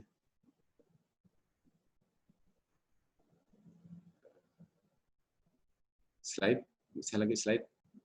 Ya, ini di admin tadi.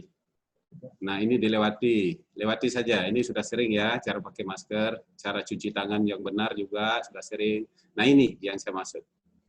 Jadi kenapa penting physical distancing? Ya.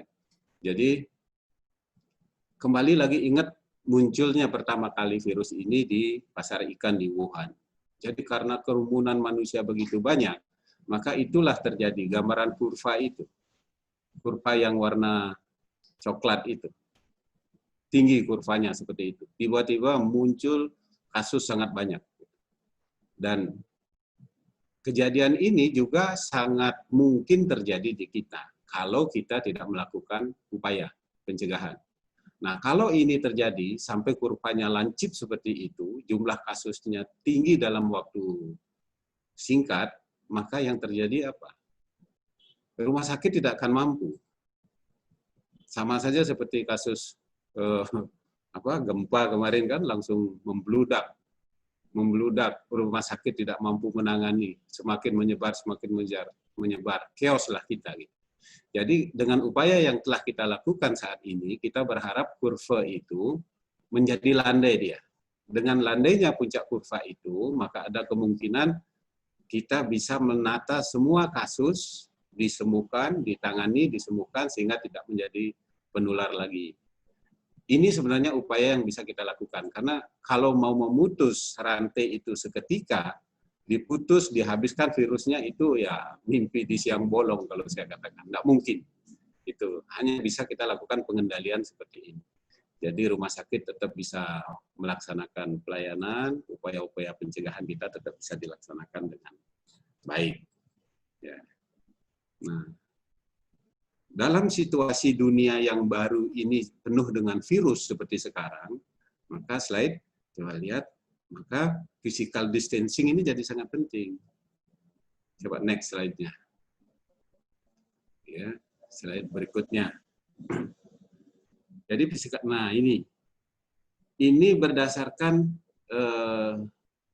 analisis bahwa kalau orang batuk dan bersin itu kalau diukur jumlah lontaran jauh lontaran batuknya terjauh itu 1,8 meter.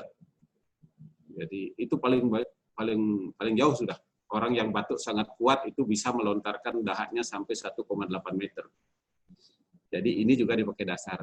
Oleh karena itu ya physical distancing kita maunya ya 2 meter lah sudah cukup. Ini bisa diterapkan di semua kehidupan sekarang. Begitu menyangkut banyak orang, termasuk di tempat-tempat ibadah. Sekarang kalau sudah masjid sudah dibuka, tentu nanti SAP-nya diatur begini juga. Begitu juga di pasar-pasar. Kan teman-teman, karantina ikan ini kan bukan hanya di pelabuhan bandara, kan pasti pengawasannya sampai ke pasar, pelelangan ikan juga. Nah ini mohon diperhatikan nanti. Mungkin mulai diperhitungkan jarak pedagangnya, bagaimana mengatur kerumunan orangnya sehingga tidak berkerumun. Jadi sederhana kalau digambar begini, tapi kalau dilaksanakan di lapangan itu ternyata tidak gampang.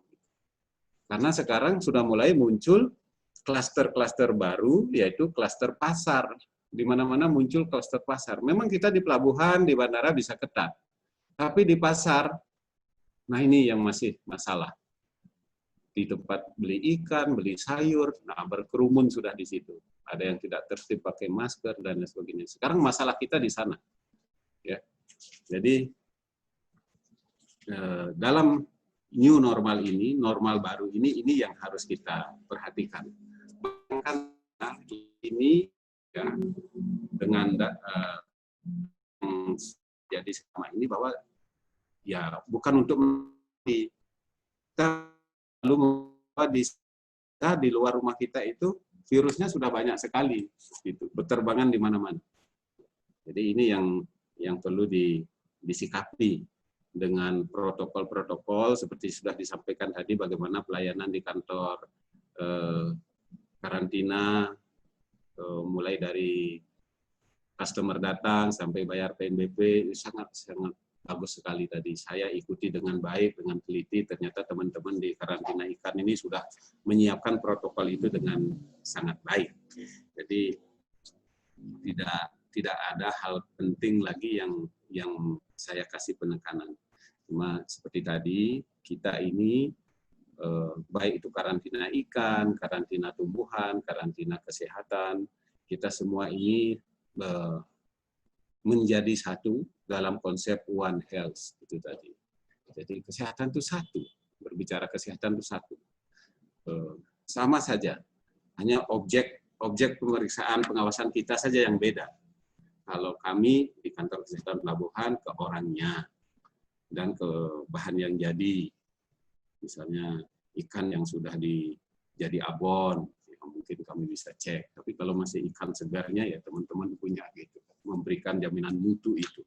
Jadi apapun tugas fungsi, kalau saya perhatikan dari tadi, tugas pokok dari teman-teman karantina ikan ini adalah untuk menjamin penyediaan makanan sehat bagi masyarakat, bagi penduduk, ya. Tentu tujuannya untuk kesehatan semua, gitu. Karena kalau orang tidak sehat, orang tidak makan ikan yang sehat atau makan ikan yang tercemar, gitu, tentu jangankan melawan COVID, sedangkan untuk hidup normal saja mungkin susah, gitu kan. Jadi hal-hal seperti ini. Oke, slide. Nah, ini yang saya sampaikan tadi. Ya, physical distancing sudah tadi, ya. Ini social distancing-nya. Apa sih kalau disederhanakan? Slide berikutnya ya. Yang pertama itu jauhi kerumunan. Pastikan nih, nanti diingatkan nih, istrinya atau anak-anaknya mau ke pasar, mau ke mall, mau ke sekolah dan lain sebagainya sekarang. Mulai sekarang. Begitu lihat kerumunan, jangan ikutlah kerumun-kerumun di situ, gitu. Coba slide berikutnya, next. Kemudian yang kedua, kerja, belajar, dan ibadah di rumah. Lebih banyak, gitu kan. Kemudian minimalisir bersentuhan dan berdekatan dengan orang lain. Ya. Anggap saja orang lain itu ada virusnya. Gitu. Atau anggap diri kita juga ada virusnya, jangan sampai nularin ke orang lain. Itu aja untuk sementara dulu caranya, gitu. Supaya jangan, memang kita hidup di dunia baru, dengan suasana baru ini perlu penyesuaian. Nah, kemudian usahakan berjemur matahari di teras rumah. Ya. Jadi hal-hal sederhana begini. Pastikan sirkulasi udara baik sehingga terhindar dari ruangan yang lembab. Kemudian keenam, tunda kegiatan massal seperti arisan, reuni, dan rapat-rapat yang berkumpul. Ini sudah bagus hari ini kita melalui Vicon. Ya, ini juga salah satu upaya. Ini namanya social distancing. Gitu. Jadi sebenarnya kita sudah mulai jalankan. Cuma perlu penyempurnaan nanti di dalam pelaksanaannya. Mulai dari kantor, kemudian di rumah juga begitu. Ya, jadi ini saja sih sebenarnya yang penting di dalam dunia yang baru ini sekarang. Kita hidup di dunia yang baru. Dunia baru kita ini bukan lebih baik, tapi dunia baru kita ini penuh dengan COVID. Gitu aja. Nah, ini alur pengawasan. Slide berikutnya, ini saya tidak perlu bahas panjang lebar, karena ini tadi teman-teman Pak Ridwan sudah menyampaikan bagaimana pengawasan ikan, sehingga terjamin mutu makanan itu, mutu ikan sampai dikonsumsi oleh konsumen itu terjamin baik kalau kami di pengawasan orangnya ini. Nah, sekarang yang jadi masalah kan mulai ada perubahan gejala dari COVID ini. Kalau awal-awalnya dulu serangannya tiba-tiba, panas, batuk, pilek, langsung jatuh sakit berat, masuk rumah sakit. Kalau sekarang lebih banyak orang dengan tanpa gejala. Kalau awalnya ada batuk pilek panas, sekarang tanpa gejala batuk pilek panas. Tapi ternyata dia sudah ada virusnya gitu. Jadi tapi itu ada kabar baiknya. Kabar baiknya bahwa itu menandakan tubuh kita sudah mulai menerima virus itu. Tinggal nanti secara alami bagaimana akan terbentuk kekebalan alami. Cuma sayangnya kalau yang kena ini kita yang ada komorbid, ada penyakit-penyakit yang memang sudah tidak terkontrol seperti diabetes, hipertensi, kelainan di ginjal dan lain sebagainya, itu yang gejalanya akan berat nanti. Sehingga kalau kita kembalikan lagi ke Germas tadi, ya, gerakan masyarakat hidup bersih, ya, gerakan masyarakat, ya, gerakan masyarakat sehat.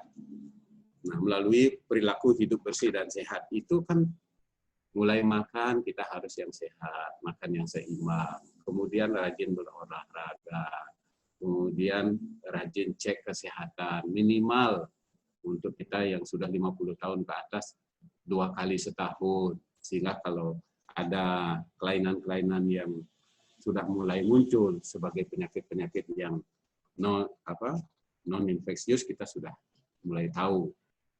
Jadi kalau kita laksanakan Germas itu dengan perilaku hidup bersih dan sehat tadi sebenarnya tidak masalah. Sebentar lagi habis juga virus ini sebenarnya.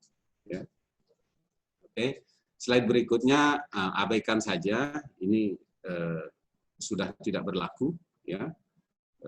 Yang slide tadi yang siapkan sederet dokumen itu tidak berlaku karena sekarang kita sudah ya jalan seperti biasa gitu. Cuma perhatikan yang masih kita lihat adalah kalau memang pasien ini pelaku perjalanan ini masih ada reaktif, hasil rapid testnya tidak boleh jalan, tidak boleh naik pesawat atau naik kapal. Pastikan dulu dia tidak menulari orang lain. Itu yang kami lakukan. Karantina kesehatan, kantor kesehatan pelabuhan itu yang sekarang dilaksanakan. Kalau kemarin kan terbatas, harus pakai surat tugas, harus ada izin ini itu dan lain sebagainya. Kalau sekarang ya sudah seperti biasa, cuma pastikan Anda tidak dalam keadaan sakit, gitu ya. Jadi begitu juga di dalam new normal ini. Sekarang begitu kita sakit, ya sudah istirahat, nggak usah kerja. Jadi pimpinan nggak usah marah-marah. Gitu. Tapi tetap juga jangan dimanfaatkan kesempatan ini sedikit-sedikit sakit, gitu kan.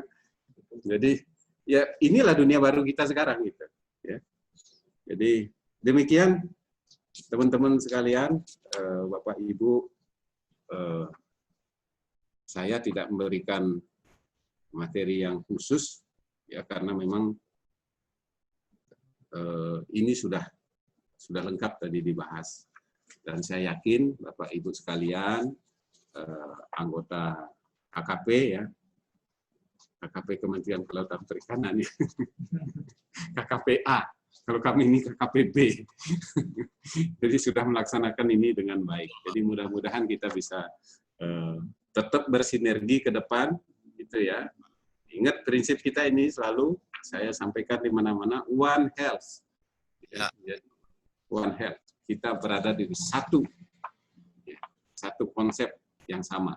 Berbicara kesehatan adalah tanggung jawab kita semua.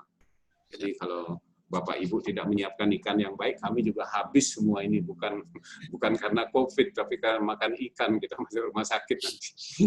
Terima kasih. Wassalamualaikum warahmatullahi wabarakatuh. Waalaikumsalam warahmatullahi wabarakatuh. Terima kasih, Pak. Ya, baik, terima kasih, Pak. Sama-sama.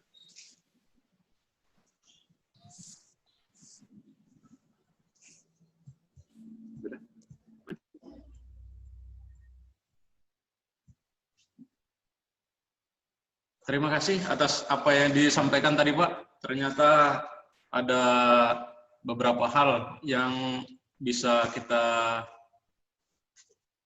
petik dari yang disampaikan tadi. Salah satunya yaitu ternyata saya baru tahu ternyata alasan medisnya kenapa kita harus menjaga jarak atau ketika kita batuk itu harus menutup mulut. Ternyata jarak lempar daripada bersin atau batuk kita tadi itu ternyata sampai 1,8 meter ternyata. Nah itu ternyata saya baru paham sekarang, Pak. Jadi terima kasih Pak Wayan atas penyampaiannya. Nah ini yang kita tunggu-tunggu nih di sesi selanjutnya saat ini, yaitu mungkin dari sahabat-sahabat Bahari yang sudah antusias untuk bertanya. Pertanyaan diketik di kolom komen atau grup chat di aplikasi Zoom, atau bisa lewat telepon langsung atau via WA melalui 085 333 915 008. Jadi nanti bisa disampaikan pertanyaannya, entah itu ditujukan pertanyaan itu kepada Bapak Ainova atau kepada Pak Wayan. Baik, sementara kita tunggu pertanyaan dari para sahabat Bahari.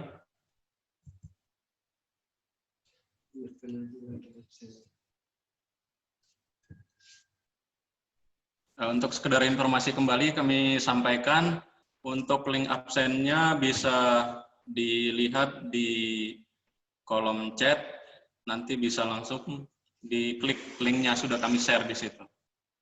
Terima kasih.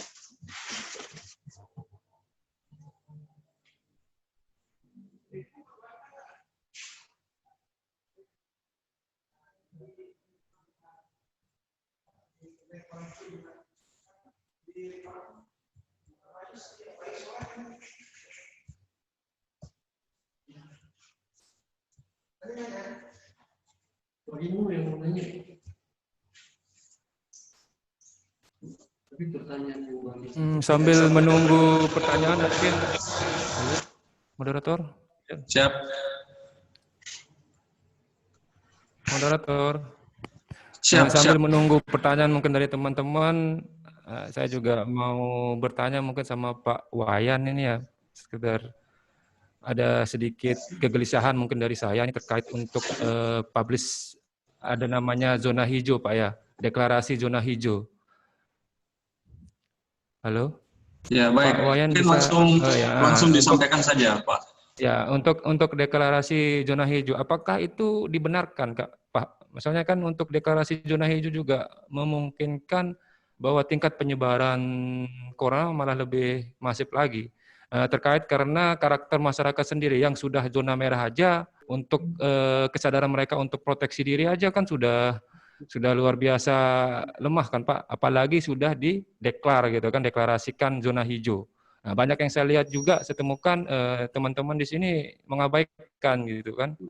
Karena zona hijau ya ngapain pakai masker, ngapain pakai proteksi yang lain lagi. Terus banyak kumpul-kumpul juga. Nah, apakah ada manfaatnya gitu Pak untuk deklarasi seperti itu? Kemudian untuk virus corona sendiri, apakah kemungkinan virus ini bakalan terus ada sampai seterusnya Pak? Atau nanti sewaktu-waktu misalkan kalau sudah tidak ada lagi, terus waktu-waktu bisa muncul lagi seperti virus kayak flu atau gimana Pak?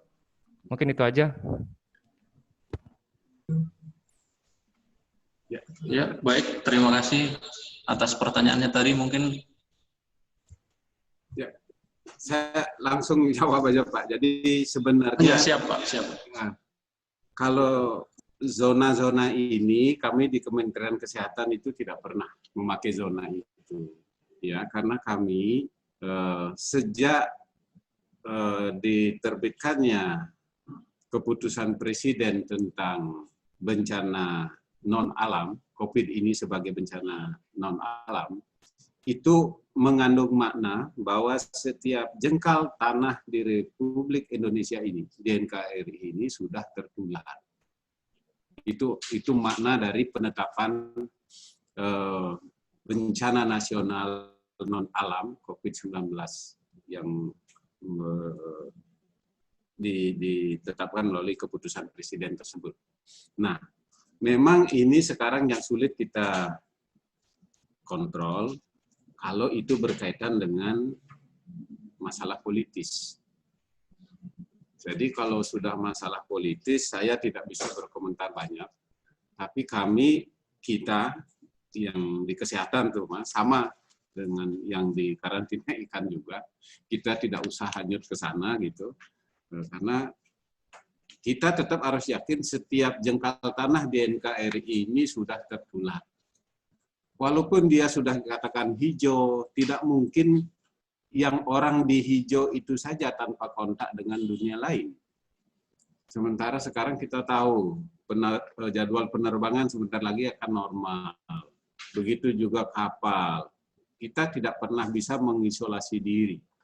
Jadi itu bahayanya kalau misalnya kita terpancing dengan itu. Tapi kalau itu dimaknai sebagai suatu keputusan politis untuk memberikan semangat kepada masyarakat, itu sih sah-sah saja. Cuma protokol kesehatan ini jangan diabaikan. Walaupun dikatakan aman, ya tetap pakai masker dulu sampai nanti ada keputusan presiden bahwa ini sudah berakhir, gitu kan. Sekarang kan belum berakhir. Kita lihat kasus yang ada di Beijing. Kemarin Beijing dikatakan aman. Sekarang apa yang terjadi? Meledak. Terjadi ledakan kedua.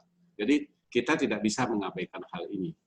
Karena satu saja ada kasus, dia akan menyebar dengan cepat begitu ada kerumunan orang. Jadi sebaiknya kita jangan terjebak dengan ini. Dan tetap ini adalah tugas kita mengedukasi masyarakat. Ya, karena kalau nuansa politisnya terlalu tinggi juga kita yang orang-orang teknis ini tidak bisa ngomong apa-apa. Kita tidak akan bisa berbuat banyak gitu ya. Tapi tetap kita pada posisi, pada tugas fungsi mengamankan masyarakat. Kalau teman-teman sahabat Bahari semua dari segi ketersediaan ikan yang sehat, ya kita kesehatan pelabuhan dari faktor risiko ini. Jadi ini ya jangan terpancing lah. Saya tidak bisa membahas terlalu banyak nih penetapan zona-zona ini. Karena kami di kesehatan sekali lagi tidak pernah berpegangan pada zona-zona seperti ini. Gitu. Karena kami tetap menganggap semua itu sudah ada faktor risiko. Gitu. Nah, kemudian pertanyaan kedua, apakah COVID-19 akan terus ada? Nah, kalau kita melihat sifat-sifat virus, bahwa sebenarnya kan corona ini sudah ada sejak lama sekali. Sudah sejak lama. Bahkan di Indonesia sudah ada, cuma masih di kelelawar.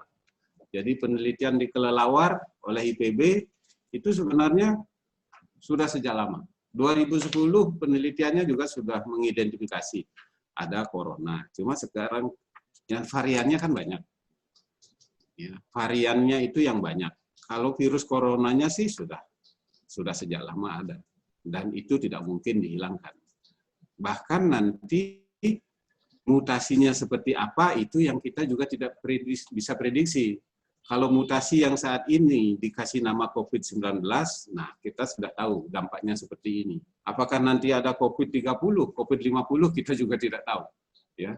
Tapi secara teoritis, barang ini tidak pernah bisa habis. Ya. Virus itu akan selalu ada. Dan dunia kita ini penuh dengan virus. Tapi tubuh kita juga kan selalu beradaptasi. Sehingga sekarang dalam new normal ini sebenarnya yang dicari, yang akan selamat ke depan adalah orang-orang yang bisa beradaptasi. Bagaimana beradaptasi dengan lingkungan baru, bagaimana beradaptasi dengan dunia baru. Kita masih ingat sejarah, dinosaurus habis, punah dinosaurus. Kenapa? Karena tidak bisa beradaptasi. Sementara teman-temannya yang juga seangkatan dulu, yang diperkirakan ada sejak zaman dinosaurus, masih ada sekarang, hidup di air, yang namanya buaya. Buaya bisa beradaptasi. Nah sekarang ke depan ini, siapa yang akan bertahan? Keluarga mana yang akan bisa tetap menurunkan keturunan untuk menikmati keindahan dunia ini? Ya, yang orang tuanya saat ini bisa beradaptasi, gitu aja intinya. Ya. Beradaptasi dengan cara apa? Seperti tadi, laksanakan protokol kesehatan itu. Hindari kerumunan, pakai masker, sering jaga cuci tangan, dan lain sebagainya. Makan makanan yang sehat, seperti itu. Kalau tidak bisa beradaptasi dengan cara begitu, ya siap-siap punah juga mengikuti dinosaurus. Kira-kira begitu. Ya, terima kasih. Ya, baik. Tadi sudah disampaikan jawaban terkait pertanyaan yang tadi. Jadi yang bisa saya petik di situ adalah One Health. One Health itu tidak lepas ternyata dari peran serta kita pribadi untuk pencegahannya. Jadi kalau kita menyayangi orang lain, berarti kita harus menyayangi kita terlebih dahulu. Berarti kalau agar kita terhindar, baik untuk yang COVID yang bakalan menulari kita, atau kita yang kita nggak tahu juga, mungkin kita sudah terinfeksi atau terpapar dari COVID itu sendiri, nauzubillah. Cuman kita lebih care terhadap orang lain agar tidak menyebarkan kepada orang lain. Jadi itu mungkin ada pertanyaan lain lagi. Oh ya, mungkin akan kita bacakan, ada pertanyaan yang masuk.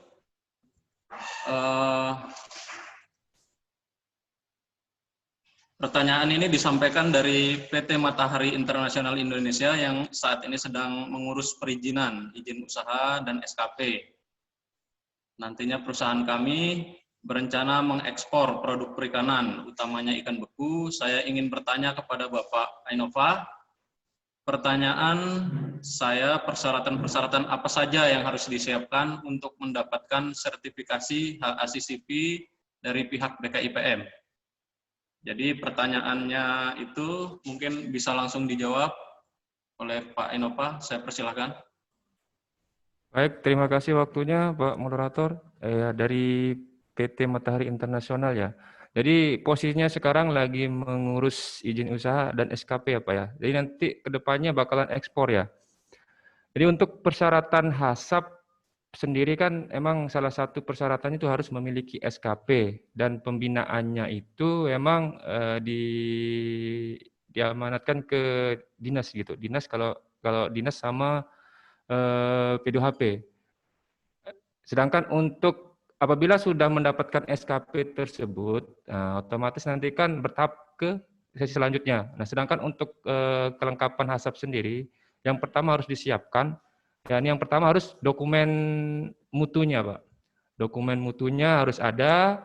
Kemudian dalam struktur organisasi di PT Matahari Internasional itu juga sudah ada personel yang telah melaksanakan pelatihan HACCP. Jadi yang pertama harus memiliki personel yang telah melakukan pelatihan HACCP. Kemudian yang kedua emang salah satunya harus memiliki SKP. Terus yang ketiga semua kegiatan yang ada di PT Matahari Internasional Indonesia itu harus terdokumentasi dalam bentuk dokumen mutu. Jadi semua kegiatannya entah itu dalam bentuk SOP, instruksi kerja, dan lainnya itu dijadikan satu dalam bentuk dokumen mutu. Nah, setelah itu nanti bermohon. Kalau sudah ada kelengkapan seperti itu, nanti bisa bermohon. Bermohon ke kami untuk kita tindak lanjuti. Nah, bukan hanya sampai di situ saja, nanti setelah itu nanti kita akan lanjutkan dengan proses verifikasi. Proses verifikasi ini bisa dengan cara ya kita melihat kelengkapan dokumennya, persyaratan-persyaratan apa saja yang dipersyaratkan oleh negara tujuan. Misalkan Bapak mau kirim kemana gitu kan, apa saja yang dipersyaratkan ke negara tujuan. Apakah harus bebas dari penyakit ini, harus memenuhi persyaratan HACCP ini, ruang lingkupnya apa gitu. Jadi kita juga harus lihat itu tujuannya kemana. Nah setelah itu baru nanti kita kirimkan petugas kita untuk melakukan inspeksi ke perusahaannya Bapak. Jadi sampai itu dulu mungkin bisa dimengerti. Mungkin itu aja dulu Pak Yus untuk persyaratannya. Oh ya, baik Pak. Dari jawaban tadi yang disampaikan oleh Pak Ainova, mudah-mudahan saya ingin tambahkan sedikit. Oh iya, baik. Silakan Bapak. Ini PT Matahari apa ya, Tri? Matahari Internasional Indonesia, Pak. Matahari Internasional Indonesia. Ini Minta maaf ini saya yang bertanya, mohon izin, ini posisinya di mana ya, Pak? Ya, yang bertanya siapa ya? Mungkin masih tergabung bersama kita, mungkin bisa Bisa komunikasi mungkin?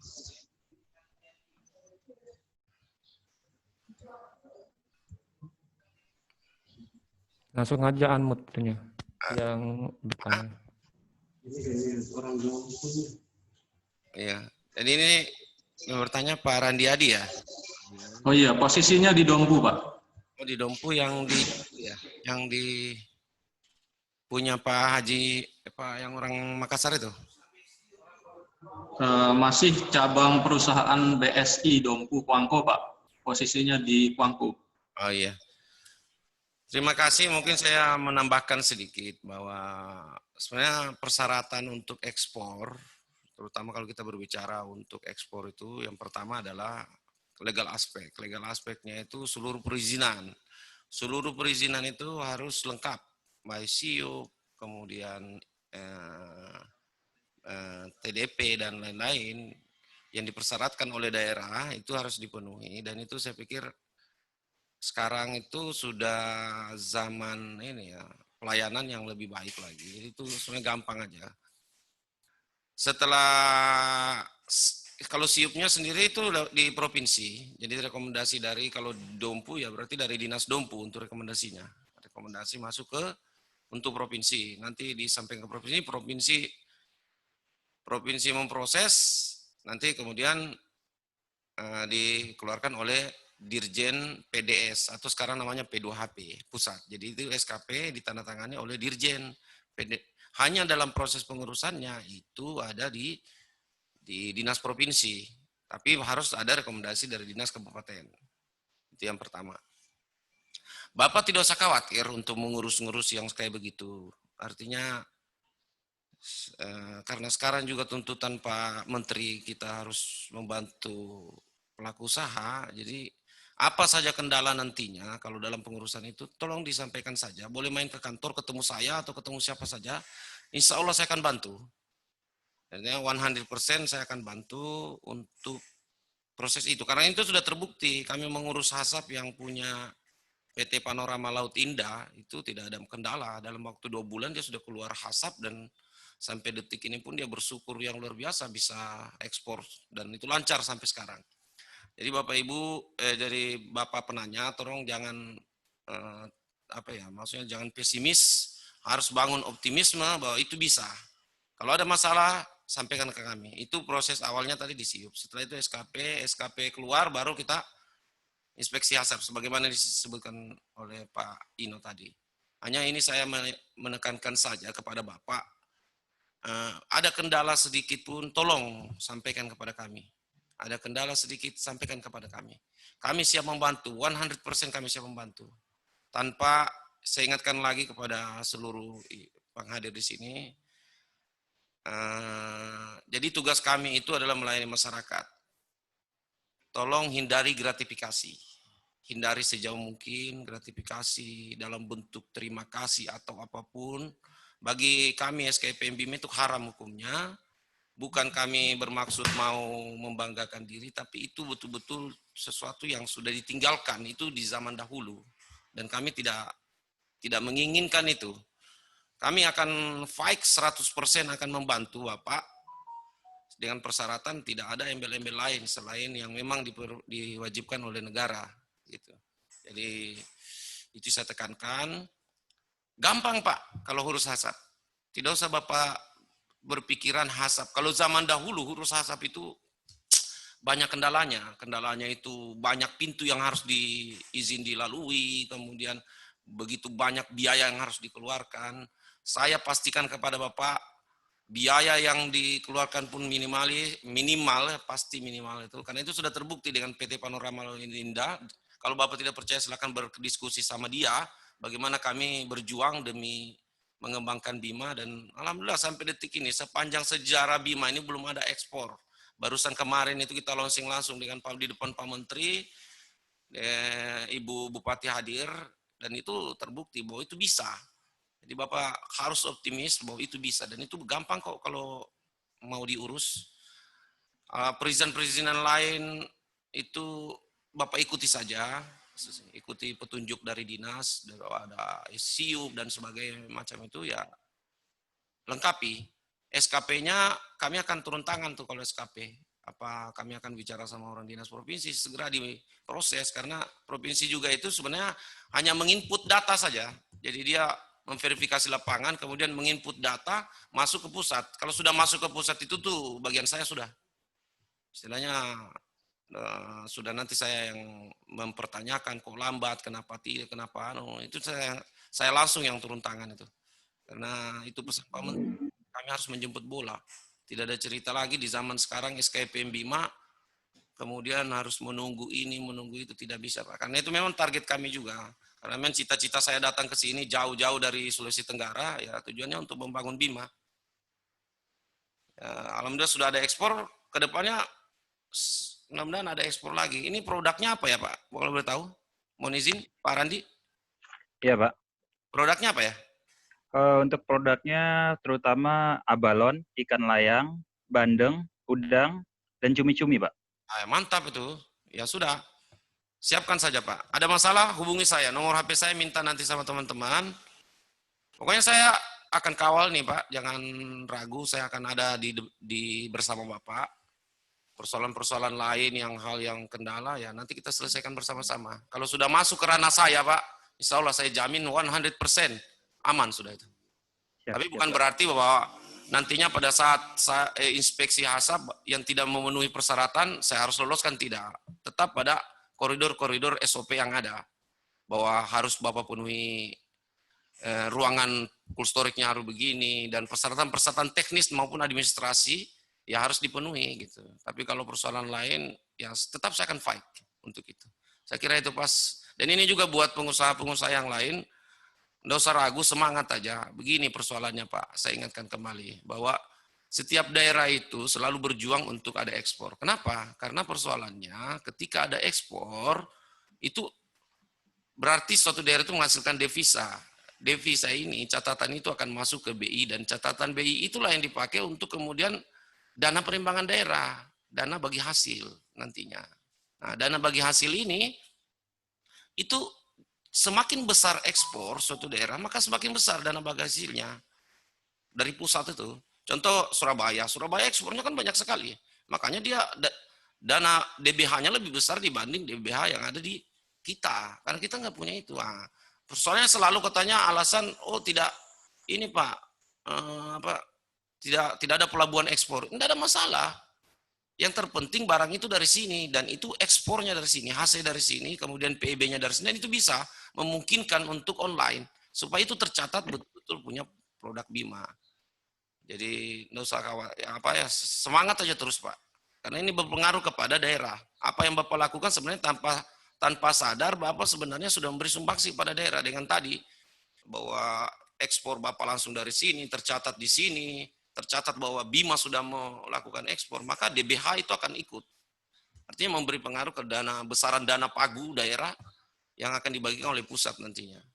Jadi terus semangat saja buat yang lain juga pengusaha itu yang nggak usah ragu. Saya kalau yang ini minta maaf, saya akan semangat kalau masalah ini, masalah ekspor ini. Saya mati-matian habis ini karena dari dulu saya jengkel produk perikanan kita Pak, 80% itu atas nama Surabaya. Di mana Bimanya, di mana Dompunya, saya nggak terima gitu. Padahal itu kita punya ikannya kok diklaim oleh orang lain. Gitu. Artinya kita harus berusaha untuk bisa mengklaim diri kita sendiri. Saya kira begitu. Dan seluruh unsur memang harus bersatu, terutama mungkin hadir di dalam sini orang-orang dinas ya, tolong kasih bantuan kepada pengusaha kami. Istilahnya ada sesuatu yang kita diskusikan. Saya kira itu Pak yang saya bisa sampaikan. Terima kasih atas pertanyaannya. Mungkin ada yang lain, saya lanjutkan kepada moderator. Ya, terima kasih banyak Pak. Iya, baik. Terima kasih banyak Pak Ridwan. Saya rasa sudah sangat jelas sekali bahwa apa yang disampaikan tadi mungkin Pak Randi sendiri mungkin sudah agak plong sekarang terkait kendala yang disampaikan tadi. Jadi intinya yang dari apa yang disampaikan tadi oleh Pak Ridwan adalah tetap optimis saja ke arah kalau seumpamanya untuk kepengurusan HASAP punya keinginan untuk melakukan ekspor. Jadi nanti bisa share-share aja, Pak.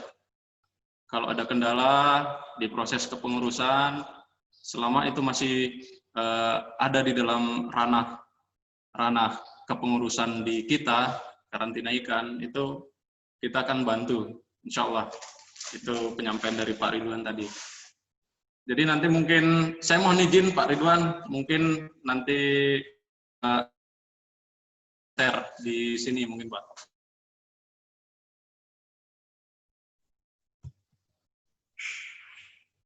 Jadi selanjutnya mungkin ada penanya dari,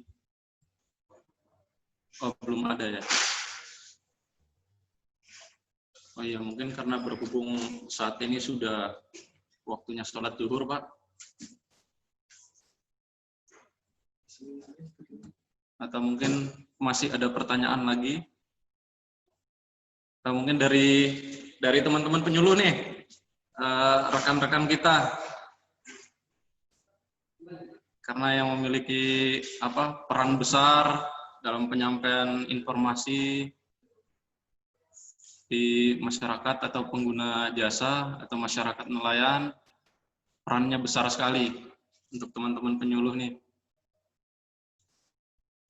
Mungkin ada yang masih bergabung bersama kita, mungkin ada keinginan untuk menyampaikan pertanyaan, kami persilahkan.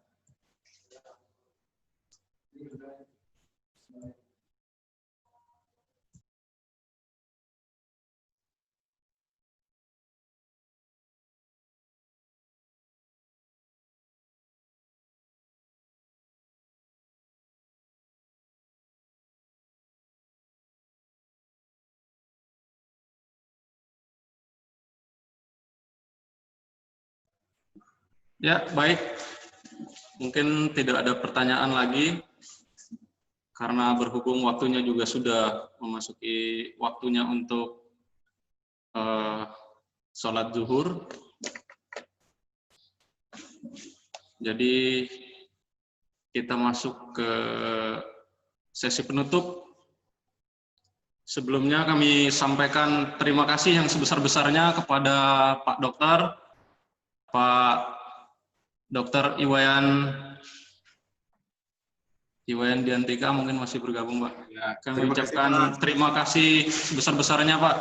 Dan juga mohon maaf mungkin ada salah-salah kata atau kekurangan dalam kegiatan ini, mohon dimaafkan, Pak.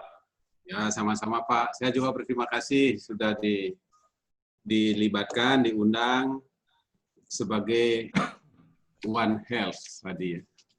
Terima kasih. Siap, Pak. Siap, Pak. Terima kasih, Pak. Siap, mantap Pak. Makasih Pak.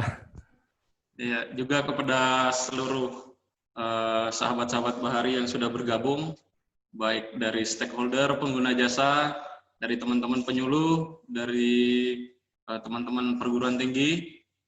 Kami ucapkan banyak-banyak terima kasih sudah bergabung bersama kami pada hari ini. Sampai dengan akhir, sama-sama kita tutup kegiatan dalam rangka Pekan Pelayanan Publik Stasiun Karantina Ikan Bima ini dengan sama-sama melepaskan alhamdulillahirrahmanirrahim. Akhir kata, wassalamualaikum warahmatullahi wabarakatuh. Waalaikumsalam. Waalaikumsalam warahmatullahi Bagaimana kabar wabarakatuh. Rahmat?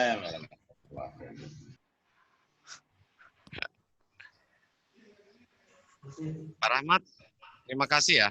Siap. Ya. Terima kasih banyak sudah diundang. Ya, mungkin masih bisa menyapa teman-teman yang masih tergabung di sini. Saya persilahkan. Iya, badahafa aucau kubete nih nomor itu akhirnya. Kabit ya? Bu Nur itu, Bu Kabit kayaknya. Bu Nur Nurmala. Ya. Apa? Kelihatan ini rupanya, Bu. Mukanya nggak Siapa? kelihatan. Saya kelihatan kok aku. Tuh. Oh iya, sama Pak Sarip Aku ya. juga sama Surabaya.